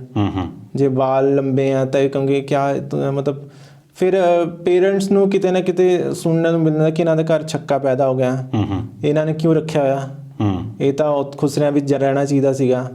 ਆਪਣੇ ਸਮਾਜ 'ਚ ਇੱਥੇ ਮੁੰਡੇ ਖਰਾਬ ਹੋ ਜਾਣਗੇ, ਸਾਡੇ ਨਾਲ ਬੱਚਿਆਂ ਨਾਲ ਰਹੋਗੇ ਤਾਂ ਸਾਡੇ ਬੱਚੇ ਵੀ ਇਦਾਂ ਦੇ ਵਿਗੜ ਜਾਣਗੇ। ਇਸ ਤਰ੍ਹਾਂ ਦੀ ਸੋਚ ਜਿਹੜੀ ਹੈਗੀ। ਔਰ ਜ਼ਿਆਦਾਤਰ ਜਿਹੜੀ ਐਕਸਰੇ ਜਿਹੜਾ ਹੁੰਦਾ ਨਾ ਅੱਖਾਂ ਦਾ, ਉਹ ਸਕਰੀਨਿੰਗ ਕਰਨਾ ਸ਼ੁਰੂ ਕਰਦੇ ਨੇ ਲੋਕ, ਜਜਮੈਂਟਲ ਹੋ ਜਾਂਦੇ ਕਿ ਇਹ ਲੋਕ ਸੈਕਸ ਵਰਕਰ ਹੈ। ਘਰ ਵਿੱਚ ਵੀ ਇਹਨਾਂ ਦੇ ਸਾਰੀ ਫੈਮਿਲੀ ਇਦਾਂ ਹੀ ਹੋਣੀ। ਸੋ ਜਜਮੈਂਟਲ ਹੋ ਜਾਂਦੀ ਹੈ ਕਿ ਜੇ ਅਗਰ ਕਿਸੇ ਦੇ ਘਰ ਬੱਚਾ ਇਦਾਂ ਦਾ ਪੈਦਾ ਹੋ ਗਿਆ ਨਾ, ਤਾਂ ਉਹ ਕੁਐਸਚਨ ਮਾਰਕ ਸਾਰੀ ਫੈਮਿਲੀ ਦੇ ਉੱਪਰ ਲੱਗ ਜਾਂਦਾ ਕਿ ਇਹ ਸਾਰੇ ਫੈਮਿਲੀ ਵਿੱਚ ਕੁਝ ਨਾ ਕੁਝ ਗੜਬੜ ਹੈ। ਹਾਲਾਂਕਿ ਤੁਹਾਡੇ ਹੋਰ ਭੈਣ ਭਰਾ ਵੀ ਹੈਗੇ? ਯੈਸ, ਮੇਰੀ ਇੱਕ ਸਿਸਟਰ ਹੈ, ਇੱਕ ਮੇਰੇ ਬ੍ਰਦਰ ਹੈ। ਅੱਛਾ ਜੀ।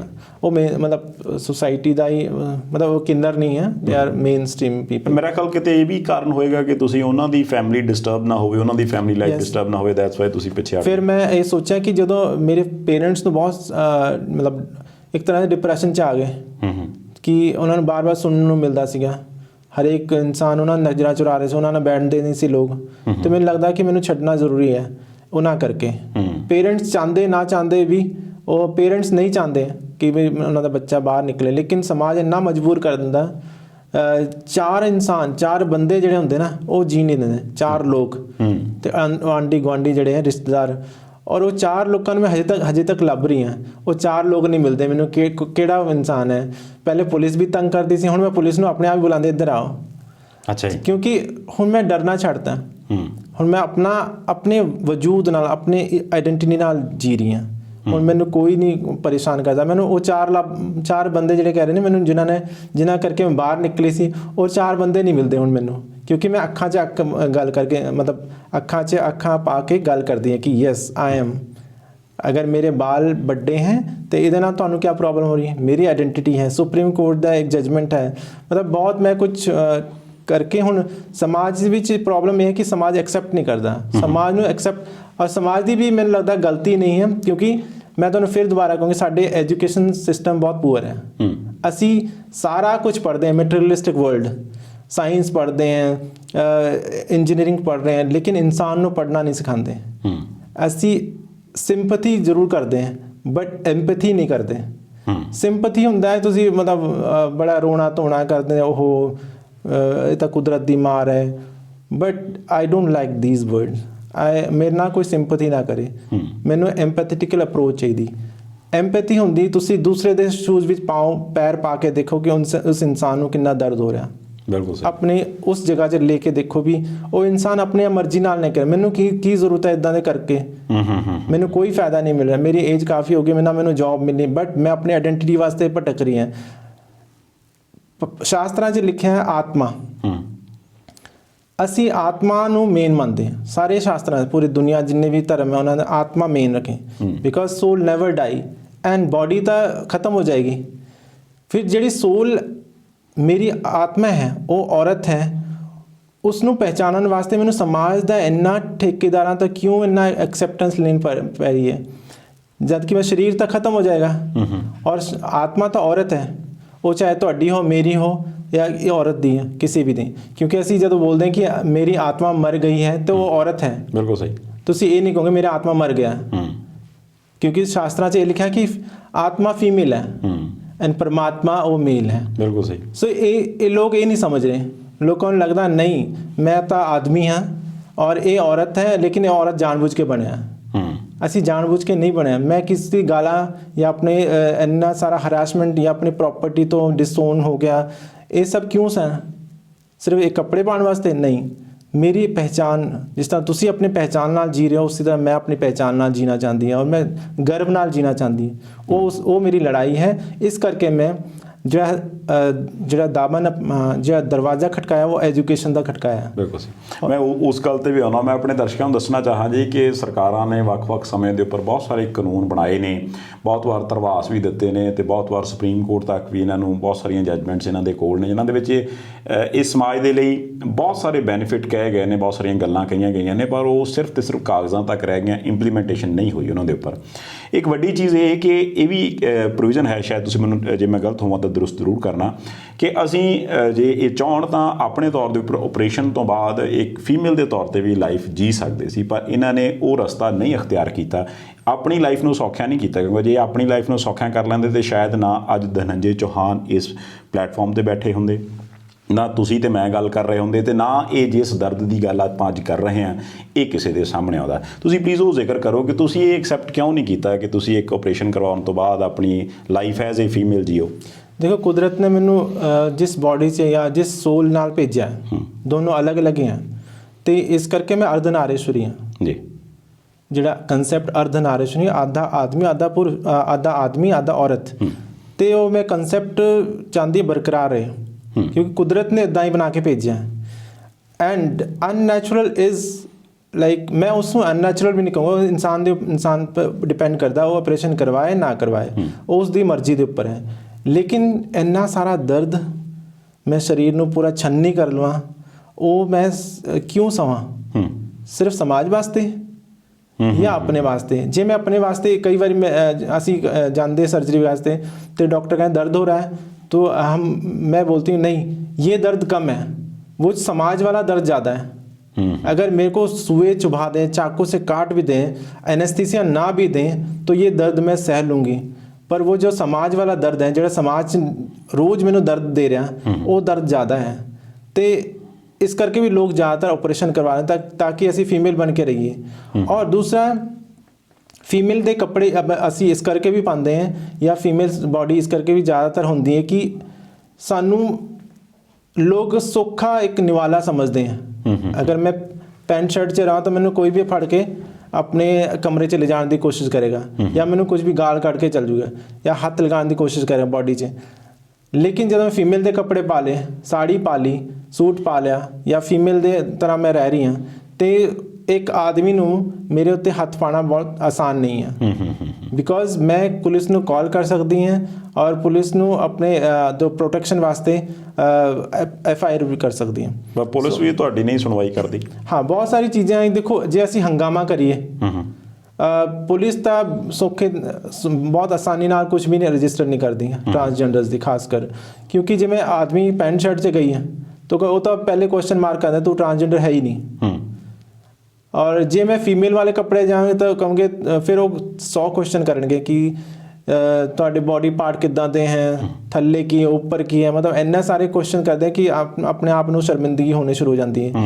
तो कई बार ये सोचते कि कई स्क्रीनिंग ना कर दे है ना, बॉडी का एग्जामिनेशन ना कर दे, मतलब उत्थे भी हरासमेंट होती है, दैट्स वाई तुसी उस पासे भी नहीं जा सकते। Like I have mail body, अगर मैं फीमेल के कपड़े पाए और मैं पुलिस को गई, जे पुलिस ने मेरी स्क्रीनिंग कर ली तो अपने आप को डर है ना, पुलिस ने कहना तू तो आदमी है। सो ये चीज़ां बहुत ज़्यादा तकलीफ दिंदियां कि नहीं मेरा बॉडी तो काम ही नहीं करती है, मेरी बॉडी नहीं काम करती बिकॉज मेरा साइकोलॉजिकल जो साइकोलॉजी है, मेरा ब्रेन है उन्होंने कमांड ही नहीं देता। बिल्कुल सही गल। सो एक तरह से नपुंसकता है। तो लोग समझते कि नहीं ये अगर शरीर दे लिंग लगे हैं तो ये आदमी है, पर वो नहीं समझ रहा कि नहीं वो इंसान दे ब्रेन भी है। ब्रेन सब कुछ मेन है, सारा सिस्टम ਨੂੰ ਚਲਾਉਣ ਵਾਸਤੇ ब्रेन है। जे ब्रेन कमांड देगा सब कुछ चलेगा, जे नहीं कमांड देता फिर साड़ी अट्रैक्शन ही नहीं होती है। बिल्कुल सही है। अच्छा, मैं एक ਜਿਹੜੇ ਤੁਸੀਂ ਐਜੂਕੇਸ਼ਨ ਦੇ ਫੀਲਡ ਦੇ ਵਿੱਚ ਕੰਮ ਕੀਤਾ, ਮੈਂ ਜ਼ਰੂਰ ਚਾਹੁੰਦਾ ਕਿ ਤੁਸੀਂ ਉਹ ਵੀ ਸਾਡੇ ਦਰਸ਼ਕਾਂ ਦੇ ਨਾਲ ਸਾਂਝਾ ਕਰੋ ਕਿ ਤੁਸੀਂ ਜਿਹੜਾ ਯੂਨੀਵਰਸਿਟੀ ਦੇ ਵਿੱਚ ਸਟਰਗਲ ਕੀਤੀ ਐਂਡ ਕਿਹੜੇ ਕੇਸ ਸੀਗੇ ਜਿਹੜੇ ਤੁਸੀਂ ਅਲੱਗ-ਅਲੱਗ ਆਪਣੀ ਕਮਿਊਨਿਟੀ ਦੇ ਲਈ ਲੜੇ। ਸਭ ਤੋਂ ਪਹਿਲੇ ਕਿ 2012 ਜਦੋਂ ਅਸੀਂ ਸਾਰੇ ਇੰਡੀਆ ਦੇ ਹਿਜੜਾ ਇਕੱਠੇ ਹੋਏ ਸੀ ਦਿੱਲੀ, ਉਸ ਤੋਂ ਪਹਿਲੇ ਵੀ ਕਾਫੀ ਟਾਈਮ ਤੋਂ ਅਸੀਂ ਸੰਘਰਸ਼ ਕਰ ਰਹੇ ਸੀ ਕਿ ਸਾਨੂੰ ਇਕੁਅਲ ਰਾਈਟਸ ਮਿਲਣੇ ਚਾਹੀਦੇ। ਉਸ ਤੋਂ ਪਹਿਲੇ VOTING ਦੇ ਰਾਈਟਸ ਮਿਲ ਚੁੱਕੇ थे लेकिन एज अ फीमेल मिले ਸੀਗੇ, ਮੇਰੀ ਆਇਡੈਂਟੀਟੀ ਨਹੀਂ ਸੀ ਉਹਦੇ ਵਿੱਚ। 2012 ਤੋਂ ਲੇਕਿਨ 2014 ਦੀ ਪ੍ਰੋਗਰੈਸ ਹੋਈ। 15 ਅਪ੍ਰੈਲ 2014 ਚ ਸੁਪਰੀਮ ਕੋਰਟ ਨੇ ਸਾਨੂੰ ਸਮਾਨ ਅਧਿਕਾਰ ਦੇ ਦਿੱਤੇ ਹੈ, ਸਾਨੂੰ VOTING ਦਾ, ਸਾਰੇ ਜਿੰਨੇ ਵੀ ਸੋਸ਼ਲ ਸਿਕਿਉਰਿਟੀ ਦੇ ਜਿੰਨੇ ਵੀ ਸੀਗੇ ਸਮਾਜਿਕ ਸੁਰੱਖਿਆ ਕਾਨੂੰਨ ਉਹ ਸਾਡੇ ਵਾਸਤੇ ਬਣਾਤੇ। ਤੇ ਹੁਣ ਸਰਕਾਰਾਂ ਦੀ ਜ਼ਿੰਮੇਵਾਰੀ ਸੀਗੀਆਂ, ਚਾਹੇ ਕੇਂਦਰ ਸਰਕਾਰ ਹੋ ਚਾਹੇ ਰਾਜ ਸਰਕਾਰ ਹੋ, ਕਿ ਉਹ ਸਾਡੇ ਵਾਸਤੇ ਸਾਰੇ ਕਦਮ ਉਠਾਉਣ ਸਾਨੂੰ ਮੇਨ ਸਟ੍ਰੀਮ ਵਿੱਚ ਲਿਆਉਣ ਵਾਸਤੇ। कुछ सरकारों ने उठाए भी हैं लेकिन बहुत सारे मतलब 70-80% सरकारें हजे भी सुत्ती हुई हैं। तो जिस तरह तमिलनाडु है, सब तो पहले उन्होंने वेलफेयर बोर्ड बनाया, ट्रांसजेंडर वेलफेयर बोर्ड। पौंडीचेरी हो गया, छत्तीसगढ़ हो गया, महाराष्ट्र, इन्हें चंडीगढ़ भी है जिहदे वेलफेयर बोर्ड है, उहदे विच मैं संघर्ष करके बनवाया। तो ਉਹ ਵੈਲਫੇਅਰ ਬੋਰਡ ਕਰਕੇ ਹੁਣ ਸਾਰੇ ਮੁੱਦੇ ਇੱਕ ਪਲੇਟਫਾਰਮ 'ਚ ਅਸੀਂ ਡਿਸਕਸ ਕਰਦੇ ਹਾਂ। ਇਹ ਸਾਡੀ ਪ੍ਰੋਬਲਮਸ ਹੈ, ਸਰਕਾਰਾਂ ਨੂੰ ਹਿਦਾਇਤ ਦਿਓ ਤੇ ਉਹ ਸਾਰੇ ਇੰਪਲੀਮੈਂਟੇਸ਼ਨ ਕਰੋ। ਸਿਰਫ ਕਾਗਜ਼ੀ ਕਾਰਵਾਈ ਨਾ ਕੀਤੀ ਜਾਵੇ, ਉਹਨੂੰ ਇੰਪਲੀਮੈਂਟੇਸ਼ਨ ਵੀ ਹੋਏ। ਐਜੂਕੇਸ਼ਨ ਦਾ ਰਾਈਟਸ ਹੋਵੇ, ਸਾਰਿਆਂ ਨੂੰ ਬਰਾਬਰ ਦਾ ਅਧਿਕਾਰ, ਰਿਜ਼ਰਵੇਸ਼ਨ ਜੇ ਦੇਣਾ ਤਾਂ ਸਾਨੂੰ ਦਿਓ। ਤੇ ਦੂਸਰਾ ਫ੍ਰੀ ਐਜੂਕੇਸ਼ਨ ਦਾ ਮੈਂ ਪੰਜਾਬ ਯੂਨੀਵਰਸਿਟੀ ਫਾਈਟ ਕੀਤਾ ਸੀਗਾ, ਸਾਨੂੰ ਫ੍ਰੀ ਐਜੂਕੇਸ਼ਨ ਮਿਲੇ, ਕਿਉਂਕਿ ਸਾਡੇ ਵਾਸਤੇ ਫੀਸ ਦੇਣ ਵਾਸਤੇ ਕੋਈ ਹੈ ਨਹੀਂ, ਬਿਲਕੁਲ ਸਹੀ, ਕੋਈ ਸਾਡੀ ਹੈਲਪ ਕਰਨ ਨੂੰ ਤਿਆਰ ਨਹੀਂ ਹੈ। ਤੇ ਦੂਸਰਾ ਹੋਸਟਲ ਦਾ, ਤੇ ਅਸੀਂ ਬਾਹਰ ਸਾਨੂੰ ਕੋਈ ਕਮਰਾ ਨਹੀਂ ਦਿੰਦੇ, ਬਾਹਰ ਅਸੀਂ ਸੜਕਾਂ 'ਤੇ ਰਹਿ ਰਹੇ ਹਾਂ ਜਾਂ ਕਿਸੇ ਫਰੈਂਡ ਦੇ ਕੋਲ ਰਹਿ ਰਹੇ ਹਾਂ, ਅੱਜ 10 ਦਿਨ ਇਹਦੇ ਕੋਲ 10 ਦਿਨ ਉਹਦੇ ਕੋਲ, ਤੇ ਬਹੁਤ ਸਾਰੀ ਪ੍ਰੋਬਲਮਸ ਹੈ ਹੋਸਟਲ ਦੀਆਂ। ਜੇ ਅਸੀਂ ਡੇਰੇ ਛੱਡ ਕੇ ਜਾਂ ਘਰੋਂ ਛੱਡ ਕੇ ਆਏ ਹਾਂ ਜਾਂ ਸਮਾਜ ਨੂੰ ਛੱਡ ਕੇ ਆਏ ਤੇ ਅਸੀਂ ਰਹੀਏ ਕਿੱਥੇ? ਤੇ ਮੇਲ ਫੀਮੇਲ ਹੋਸਟਲ ਤਾਂ ਬਣੇ, ਸਾਡੇ ਵਾਸਤੇ ਕੋਈ ਨਹੀਂ ਬਣਿਆ। ਤੇ ਯੂਨੀਵਰਸਿਟੀ ਹਜੇ ਸੋਚ ਰਹੀ ਹੈ, ਪਲਾਨਿੰਗ ਕਰੀ, ਸ਼ਾਇਦ ਜੁਲਾਈ ਅਪ੍ਰੈਲ ਤੱਕ ਉਹ ਬਣ ਜਾਣਗੇ।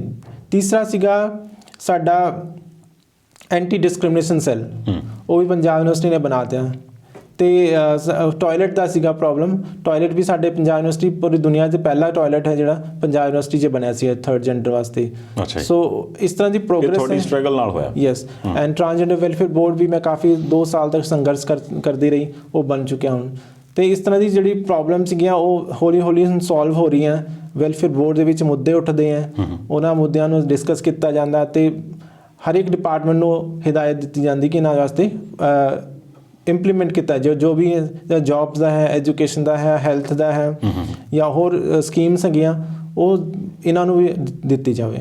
ਅੱਛਾ, ਇਹ ਗੱਲ ਦੱਸੋ, ਹੁਣ ਜਦੋਂ ਤੁਸੀਂ ਦੱਸਿਆ ਕਿ ਵੀ ਮੇਰੀ ਉਮਰ ਵੀ ਕਾਫੀ ਹੋ ਗਈ ਆ, ਪੜ੍ਹਦੇ ਸਟਰਗਲ ਕਰਦੇ, ਸੰਘਰਸ਼ ਕਰਦੇ ਇੱਥੋਂ ਤੱਕ ਪਹੁੰਚ ਗਏ, ਅੱਗੇ ਕੀ ਲੱਗਦਾ ਫਿਊਚਰ? ਕੀ ਯੂਨੀਵਰਸਿਟੀ ਜੌਬ ਦੇਊਗੀ?